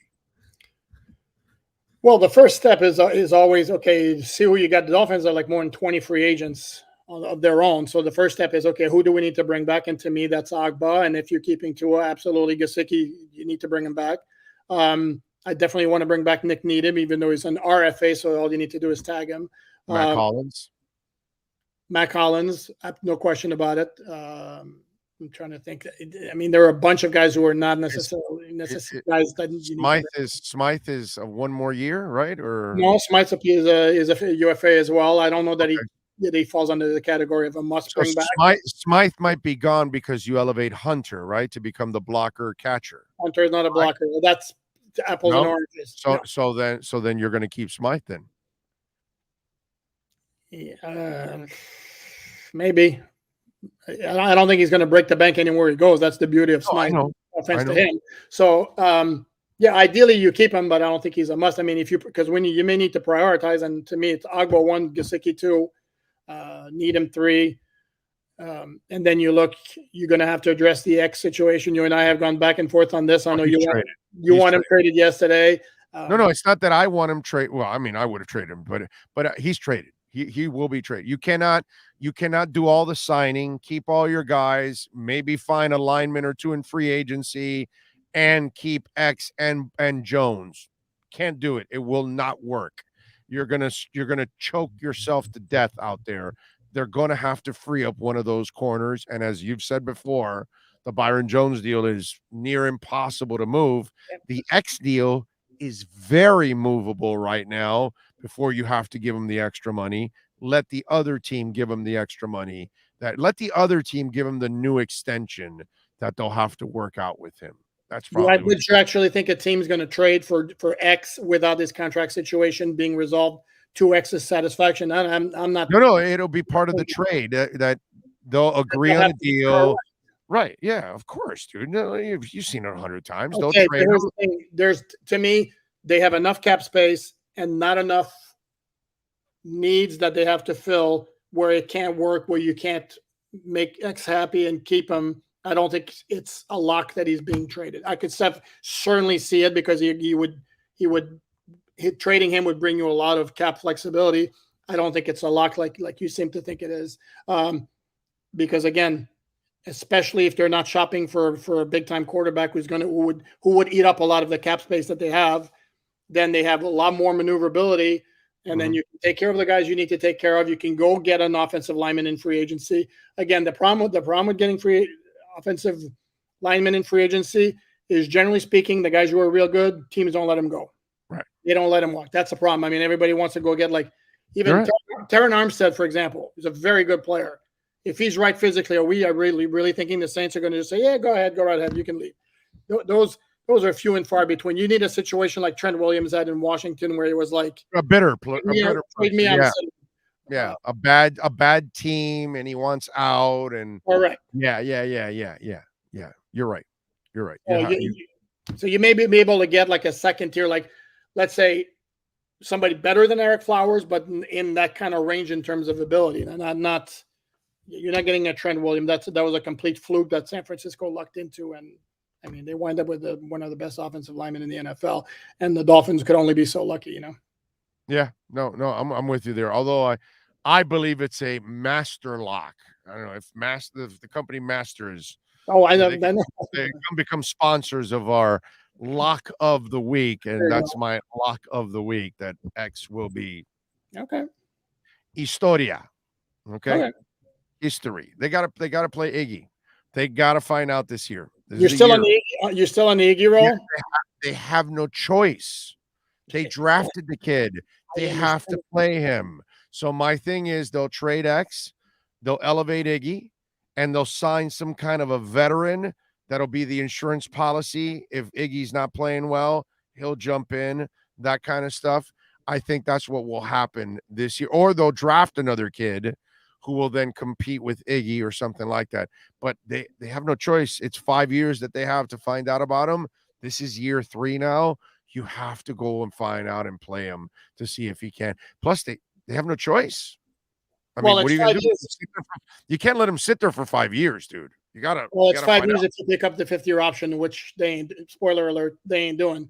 Right. No, if you don't play him this year, obviously you're not picking it up. Well, unless he completely balls out this year, there's no chance they pick up the 5th-year option because the decision has to be made in May of 2023. And the odds of that happening, I mean, dude, I would love nothing more than kid comes on and be a star. I just don't see it. Maybe there's one of those guys that I can't give up on him. He's barely played, dude. I got to see him play before I can give up on him, dude. I mean, come on. Him in the preseason, he played in the SEC. He played at Auburn. He can't be bad, dude. Those coaches have seen him in practice every single solitary day, and they determined he wasn't even worthy of putting it on the field on defense. I mean, yeah, well, because the outsides, he doesn't play the slot. He's not a slot guy. So, I mean, they have their starters on the outside, so I get it. But they've got to find out about him this year. So that's why I'm pretty sure that X gets traded, and then they'll do what I told you. I think they'll bring in some kind of a veteran and then see if Iggy can play or not. Okay, fair enough. But we need to be ready then for the secondary to take a dip if that happens. Yeah, no, definitely. If he can't play, then yeah, man. And it's not like Byron Jones is Mr. Shutdown. So I like Byron Jones. He's done a solid job, but he doesn't very well, but he can cover pretty well. Yeah, he can't it's not his fault. He can't justify that salary ever, bro.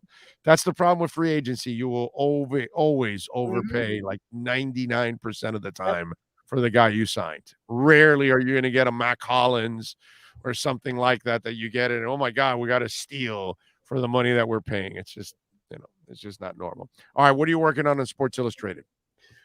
Well, I just did this morning, actually, and I'm going to continue during the week. I did the top 10 offensive plays of the 2021 season. While all the time I'm keeping an eye on the coaching search. And let me tell you, coming up with 10 off memorable offensive plays from this season was not very easy. Wow. Man, it was rough. I'm going to do top 10 plays on defense. That was a little bit easier. And actually, was like half of them Jalen Waddle plays, by the way. Not really, because all his plays were like 3-yard gains. But there is a Jalen Waddle play. The long one, right? And then the catch downfield, right? I mean, those two had to have been in there, right? One of the two is in there. I don't have the one that Philip Lindsay picked up the block and they got and the crossing pattern and went for like 60 yards. That one's in there. That one against Carolina. And then the other one, the pass play downfield that he threw. That it was on my list. It was on my list to watch. It didn't make the cut for the. And then the Gesicki 2 one-handed catches in one game. Those are good. They didn't make your list. They didn't make my list. Didn't make my list. Wow, you're tough to. I'm a tough bro. Yeah. I'm intrigued to see what that list is. Look at the list. How in the hell are one of those Gesicki catches ain't in there? I can't think of 10 better than one of those Gesicki catches. Wow. Well, criteria also it involves like impact on the game. Okay. It's not just like okay. And that's why the Waddle 45-yard pass against Tennessee wasn't in there because right. Okay, that makes sense. Okay, now if the criteria, yeah, you kind of changed it there. So I got you. Now you probably made a logical list on that. No, and the sad part actually is by far the easiest. That's where I had the most candidates was coming up with the 10 most forgettable plays of the year. Because there were a lot of doozies. Yeah, and I'm sure Tua had a few of those. He had a couple. He wasn't the only one, though. No, I know, but he had a couple doozies as young quarterbacks normally do. All right, follow him on Twitter at Poopart NFL. More importantly, every Dolphin fan on the effing planet needs to bookmark his Sports Illustrated page. All right, what is it called? Miami Dolphins what daily or what is it again? Alldolphins.com. Alldolphins.com. That's it. Alldolphins.com. Bookmark that thing. Because that's awesome. And he's always just producing stories and stuff to make you think, which is always a beautiful thing.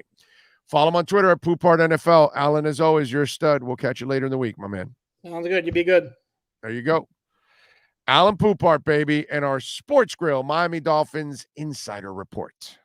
This has been the Sports Grill Miami Dolphins Insider Report with Alan Poupart, exclusively on the Big O Radio Show. Make sure you subscribe to the podcast and never miss a report. Search Big O Radio Show on most platforms. Visit Sports Grill in our sponsored locations in Miami on Bird Road and 114th and in Miami Lakes in the Royal Oaks Plaza. Oh, we love Sports Grill. We also love Sloman's Home Security. We're going to be there next month broadcasting live. And, folks, you can get a free doorbell camera right now. I love the doorbell camera because I can keep up with everything going on in the house. Somebody drops off some food. Somebody is knocking on the door. I can tell them, hey, keep on knocking, but you can't come in. No. Seriously. But you can connect with everybody that's there at your door. And that's what you're going to love about Sloman's. And right now, for all of you listeners out there, you got a chance to get a free doorbell camera. All you got to do is dial 1-800-ALARM-ME.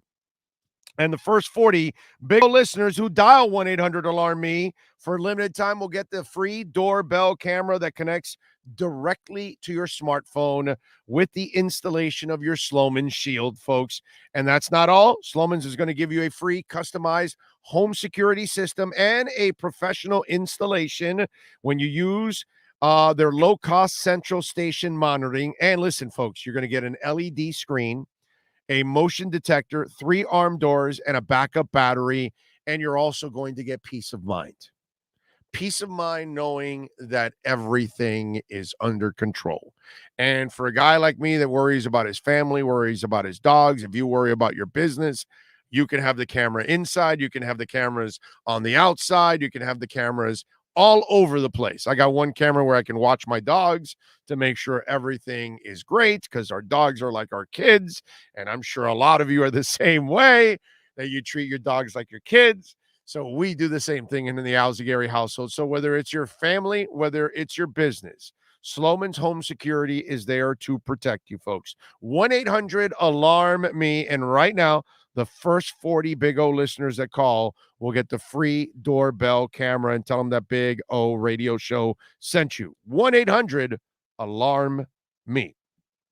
All right. I like it. Oh, Poupart should be blocked for his stupid statement that Dable won't take the job because he has to face Allen twice a year. He shouldn't take the Bears job because he has to face Rodgers.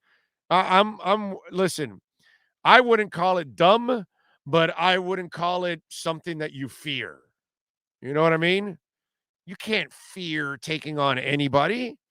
You got to take on whatever challenge it is, dude. And we've had Tom Brady in this division. I fear Tom Brady more than I ever fear Josh Allen.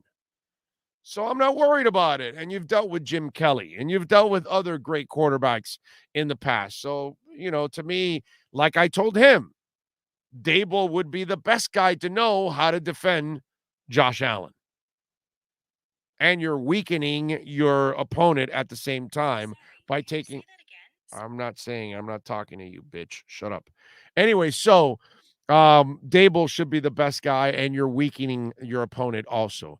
The only thing that I would disagree with some of you out there on this one. Now, maybe he loves this area and he wants to live here, and fine. But a lot of you assume that because Dable comes, he's going to have Ken Dorsey as his offensive coordinator. Have any of you ever thought that Dable leaves, Dorsey gets the elevation to be the offensive coordinator? So maybe he wants to stay in Buffalo, where the team is closer to a championship at the moment. I do find it hilarious, and I get it. Those of you that do that, you're a Dolphin/Canes fan, so you're a homer, and you're really not being objective whatsoever. You're just thinking of the Dolphins and the Canes, and you think that Ken Dorsey thinks the same way, and that he wants to be here because you're a Canes fan and because he played for the Canes. Oh, my God, he's going to want to come here and be the offensive coordinator and have to rebuild an offense when he's already with a finished built offense. That's the only thing that, I kind of laugh at it, but I just don't think that that'll be the case. If you're Ken Dorsey, you stay there and you take over as the offensive coordinator, and you prove there and you try to win what Dable didn't win with Buffalo. If the Bills don't win the title this year, you're Ken Dorsey. You want to do what Dable didn't do with the Bills, is win the title. So, I find it amusing to watch some of you out there, talk about this so loosely, like, oh, yeah, no, of course he's coming here with us. Kind of funny. By the way, there's something making the rounds on Twitter there, Sean. Apparently, they took a video from our show, from the Cam interview. I'm looking at that, and people are retweeting it like crazy. So I'm wondering what segment is that they're tweeting. So can you pull it up? Which segment they're tweeting? Because they are retweeting it like crazy, and I don't know what the hell is going on. So walk me through it. Apparently, it's it's about a minute and 56 seconds long. So when you got it, pull it up. What are they? What are people going off on there on Twitter? I'd rather have Schoen than Dable, says Thomas. What else do we have? Carlos Abeto says, if you like him, you at least need to see how it goes with better things than the worst offensive line in football. I agree with that. By the way, the market right now is hurting a little bit. And I'm talking about crypto market, of course, because that's what I do. I dabble in the crypto market, not worried about the stock market, but things are down. Bitcoin still kind of hovering 41,700. It's been hovering around that 42, climbs up to 43, got up to almost 44, and then it's gone back down again, but it's kind of found a floor there. And what I want you to remember here in our OK Coin Crypto Corner is patience. And I've talked about this before, and I've given you some examples. And again, I'm not a financial advisor. I'm just a guy that loves crypto and follows it. Bitcoin is going to there's a moment that's coming and it's going to explode. And some of you may be frustrated. Some of you may have gotten in at 50 and 55, 60, 65, 67,000. So now you're down right now. So what you do is you buy more now. That's what I would do. Okay? That's what I have done while it's been the 40, 42 range. When it drops in that level, I dabble. Okay? And remember when I tell you this, and again, not a financial expert, but as a guy that follows this, I have a pretty good feeling that the next time this slingshots and boomerangs up, you'll never see the 40s again for Bitcoin. Ever. There's way too many institutions involved. There's too many financial institutions involved. There's too many bulls involved now compared to 2, 3, 5, and 10 years ago. And now we have country after country after country that is now adopting Bitcoin as their currency. So there's only one direction it's going to go in. And you watch now Cardano shoot up to the 150s. And I told you the same thing about Cardano. You must be patient. Cardano shot up to over $2, then shot back down. And what it is a buying opportunity. And what you've had here for almost 2 months with Bitcoin during this consolidation period is a buying opportunity. And it's happened where it'll trade sideways for a month, for 2 months, for 6 months, for a year. And while you're sitting there frustrated, don't sell on a losing number because you bought it at 10,000 extra. Don't get frustrated that way. Go the other way. Go against the grain. Go against the panic. Go against the FUD. Buy it low. Star Atlas right now. Buy it low on OK Coin. Okay. It's really, really cheap. All these kind of things. Cardano. Look, Ethereum did this too for a while. It traded sideways in the 15, 16, 1700 area, 1800, and then it shot up to 4,000, came back down, then it shot back up again, and it has maintained in the 3,000 area. Which, if you got back at 17 and 1600 and you didn't sell out because you were frustrated, you're making plenty of money right now. And it's going to continue to climb, but it found another floor. And that's what Bitcoin's doing. It's finding that other floor at 42. It's found a hard floor there at 42 every time. So you know it's a great buying opportunity and it's going to soar. But I promise you, the next time this thing boomerangs up and it starts getting into the 70s and the 80s and all that, you will never see 40 or maybe even 50 again. And then you're going to regret when it was sitting in the 40s for months and you didn't take advantage of it. And it's sitting at 80 and you're going, I could have doubled my money already. And you were going, oh, I'll wait. FOMOing in when something is going parabolic is not the proper way to invest. Investments are when you are willing to take a chance and go against the grain, because that's when you really make the money. So for those of you out there, be patient with VeChain. It's in the 7-cent area, purchase more. Because eventually when that explodes, you will be making money. And Bitcoin, same way. Atlas, same way. Some of these that are trading sideways, it's a good thing. Okay? It's a good thing. Even Shiba, because there's already talk about Robinhood coming. And once that Robinhood listing hits, Shiba will explode. Okay? Once VeChain is listed on Coinbase, it will explode. Patience. But while there's consolidation, while it's trading sideways, don't get frustrated and lose money. Make money by purchasing more and holding. or as we call it, hodling. That's your crypto. That's your okcoin.com crypto corner. Okay. Let's see. What else do we have here? T Respect says, we don't know yet with Tua, but there's enough to say build around an O-line and give him a running game with a coach that would support him, and let's make a better judgment then. That's it. That's all I'm asking. I think he'll be fantastic when he gets the pieces he needs. But at least I want to see him with those pieces. And, if he can do that, that would be pretty cool.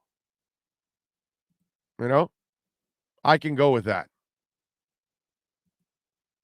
855-912-1056.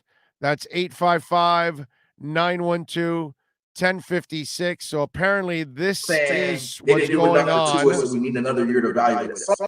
And so I'm with you. The Dolphins, they owe it to Tua to be better in the offensive line and a lot of the areas that he needs to be better on. But for Tua, I think Tua has to work on Tua this offseason. And I don't want to go through another offseason next year where we're saying they didn't do enough for Tua, so we need another year to evaluate. At some point. But those are the facts, Cam. But let's not also erase it and say, well, that's not the reality. The reality is it was a crap offensive coaching staff. Okay, you had a garbage QB coach, garbage offensive coordinators, garbage offensive line coach, garbage offensive line, garbage running game, garbage head coach that hated your quarterback. So there's no way you had any kind of a foundation for the quarterback to succeed. Everything was set up for him to fail, including the often injured receivers who could never take the field. My Lord, this receiving corps depended on a rookie, to bail their asses out. And their ignorance wouldn't even play Mac Hollins enough. And their ignorance wouldn't play Gesicki enough. So I'm not just going to go, wipe over and say, no, he's got to do more. Well, you got to do more, but you need help, dude. You know what I mean? And I can't ask more from him with the crap that is surrounding him. So until there is a lot less crap, it's the same thing as Kyler Murray. I can't expect Kyler Murray to take you over the top until you give the young man a running game. It's just the way it is. I'm with you. And we've talked about that. First letter of RPO is run. You got to give him a run game. And I will give Tua credit. Like I said, sometimes I got to play devil's advocate for you, Big O, because we can't always agree on. All right, there you go. That was Cam. And that to me, that is a thing, because then people use this to go, well, you can't keep making excuses. No, it's not an excuse. Those are the realities. And that's why I said, take Kirk Cousins out, put Tua in there. Take Ryan Tannehill out, put Tua in there. That's all I'm asking. Give Tua some of the things those other guys have, just like those kind of teams, and I believe Tua will kick ass. That's it. But I get it. If you're not a Tua believer, you think that if you take out Cousins and you put Tua, Minnesota will still suck. And with crap and no coaching, he won 9 games. Just think about that. With crap and no coaching, he won 9 games. What do you think happens with Tua if you give him New Orleans' team? What do you think happens with Tua if you give him Tennessee's team? What do you think happens with Tua if you give him Minnesota's team? What do you think happens with Tua if you give him the Rams? Take all those quarterbacks out, put Tua. What, you think they're not going to win more games than some of those teams won? Hell yeah, he won 9 games with crap. With crap. Ricardo Cuchican says, I've never seen a great QB elevate a mediocre team. You win a Super Bowl, but yes, the other way about it. Flacco, Dilfer, Brad Johnson. So how many people is expecting an almost rookie as Tua to win it with no coaching staff, O-line, running back? It blows my mind. Exactly, Ricardo. They make it sound like what Tua's can't do, everybody else does. Meanwhile, the lovable Justin Herbert has a much better team, and he can only win the same amount of games Tua does. So what's the excuse for there? That's why I mentioned it the other day.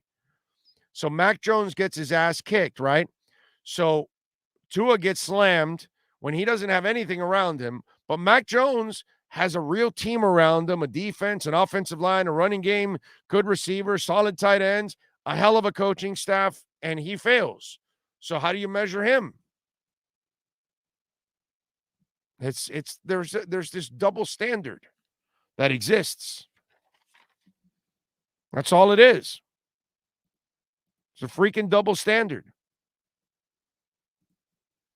By the way, folks, remember, Friday, February 18th, we will be at Slattery's, okay? Right there. You see it? Slattery's Midtown Pub. All right? Friday the 18th, in February 18th, Friday. We will be there hanging out at 8 o'clock, Sean and myself at Slattery's. So come on by and say hi. Would love to see all of you out there and join us, man. Would be cool. So if you live in the New York area, work, whatever, next month on the 19th, 8 p.m., Slattery's Midtown Pub. So I want all Dolphin and Heat fans and Marlins fans and Panther fans and Canes fans. I want them all there. All right? At Slattery's. Let's go. Let's hang out. Let's have a beer. Let's talk. Talk Dolphins. Anything you want to talk about. The Drew says, is that in New York City? Yes, that is in New York City. Sean and I will be there that weekend. We're going to be hanging out at Sloman's. We're going to be doing our show on the 17th and 18th at Sloman's Home Security's corporate offices in what's called Long Island. So we'll be out there for a couple days. Looks like Saturday I'm dragging Sean to see The Alarm. Yeah, baby. The Alarm is will be there on the 19th on Saturday night. And I love me some Alarm. So let's go. Billie Eilish is there that same night too, but I'm not going to. Gramercy Theater is where I'm going to go see The Alarm. Okay? So there you go. So I'll be Saturday. If you're going to be at Gramercy Theater, say what's up. I'll be there. And you know what? I'm going to wear an Alarm shirt too. From my last Alarm concert, I saw The Alarm. The last time I saw them was in Club Space. They went there for a concert, and they were terrific. It was The Alarm, Gene Loves Jezebel, and Modern English, I want to say. It was a hell of a concert. Really fun, man. Really fun. I love The Alarm. That's going to be a blast, dude. Blast. And my best friend in the world, Bill Preston, who passed away, he was a huge Alarm guy. He probably would have been like, I'm going, dude. I want to go with that. So he probably would have been with us. So Bill will be with us in spirit like he always is every day here on the show, man. Miss that guy a lot. It's when you lose your best friend of 40 years that you've shared so much, and done so much. I know some of you may have a best friend like that you've hung out with since high school. It's like from, summer of 9th grade where we got to know each other to just 2 months ago. And, just crazy stuff, man. Just to go through that I don't wish it on anybody. I really don't, man. I don't wish it on anybody. But we will be there in New York City on the weekend of the 16th through the 20th. We'll be at Slattery's on the 18th on Friday at 8 o'clock. And it looks like on the 19th, we're going to go over to, what's it called again? Gramercy Theater, and we'll see The Alarm. There you go. That's going to be fun. I like it. Look forward to that. That's going to be good, man. I had to get a concert in. One way or another, I got to get a concert in, right? I should I take a subway to Gramercy, right? I don't go in car, right? A Gramercy. That should be something I should be able to take a subway to, right? All depends on where we're staying. I don't know where we're staying. That's the key. Big O, do you know the right name abbreviation to look up Star Atlas? Yes, it's Atlas. Just Atlas. And it's at OK Coin, bro. My link is right here on our YouTube page. You can get $50 free of Bitcoin. Sign up with use my OK Coin link and get $50 free of Bitcoin and then get into Star Atlas right there.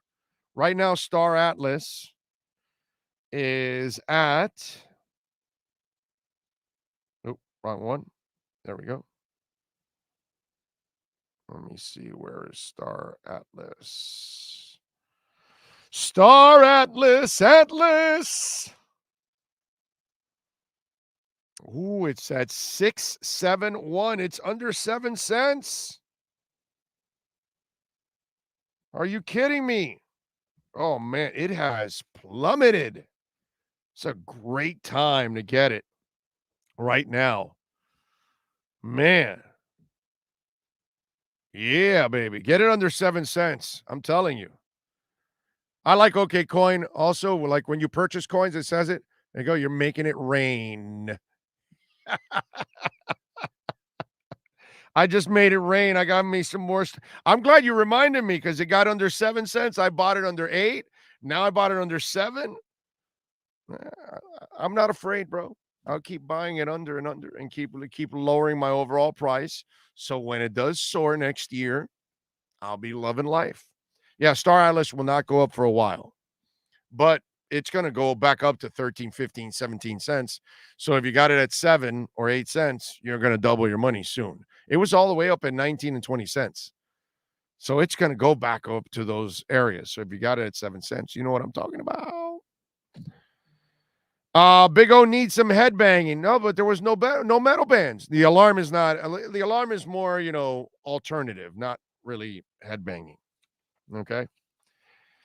All right. By the way, Tommy B. Butts Jr. Enterprises. We love talking about Tommy. And I'm telling you, when it comes to the roof above your family, your business, folks, it's very important, right? It's something that if you're having roof issues right now, you need it inspected, you got a hole, or you still got a blue tarp, please call Tommy right now. Here's the number. You see it right in front of me, 954-735-9826. A great family, man. Been serving South Florida for over 25 years now. They've earned a AAA plus rating from the Better Business Bureau. Please tell them that Big O sent you. 954-735-9826. Look, all the work is fully guaranteed with the customer's complete satisfaction. That's what it's all about. Tommy's about you, the customer. Great people. This is why they specialize in all types of roofs. They've got highly crafted, skilled, and professional roof mechanics. That's why they have the confidence. They know they're going to come through for you. They're going to do something that's so important. Make sure that roof is doing its job, protecting your family, protecting your business, protecting your pets like it does in my house. They've got a AAA rating from the Better Business Bureau, folks. And I'm telling you, Tommy's the kind of people you want to deal with. So call them. Tell them that Big O sent you. 954-735-9826. That's 954-735-9826. They're also a Y-Green contractor. Call them. Tommy B. Butts Jr. Enterprises.com. All right. Good stuff as always. All right. We got to thank Cameron Wolf, Manny Navarro, Alan Poupar for joining us here on the program. Of course, Sean Stanley, baby, the man that masters this every single day and gets it done. We appreciate him as always. Thank you, Sean. We will see you all tomorrow a little earlier. Remember, tomorrow we've got the Sloman's Home Security Inside the Paint show with Ira Winderman and Clay Ferraro. That'll start off at 9. We will get you going at 8:45 tomorrow morning. We will see you tomorrow. Same time, same place, same bat channel. Don't forget, please subscribe to the show.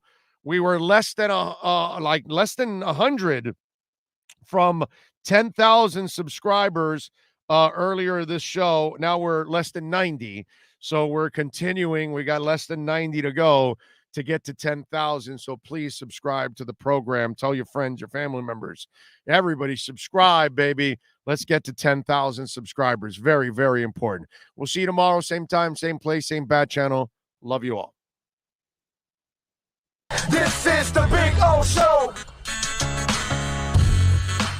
Sports fans love a place with great food, cold drinks, and TVs everywhere. That's why sports fans love Sports Grill and their 7 amazing locations. Check out the Bird Road location at 11481 Southwest 40th Street in the back corner of the West Bird Shopping Center. Sports Grill is also now offering some great employment opportunities. All kinds of positions are now available from kitchen to hosting. Call for more information at 305-485-8845. From wraps to salads to amazingly delicious specialty dishes, Sports Grill is the home to the legendary special grilled wings. Since 1987, Sports Grill, good food, good drink, and good friends. It's the Big O Show.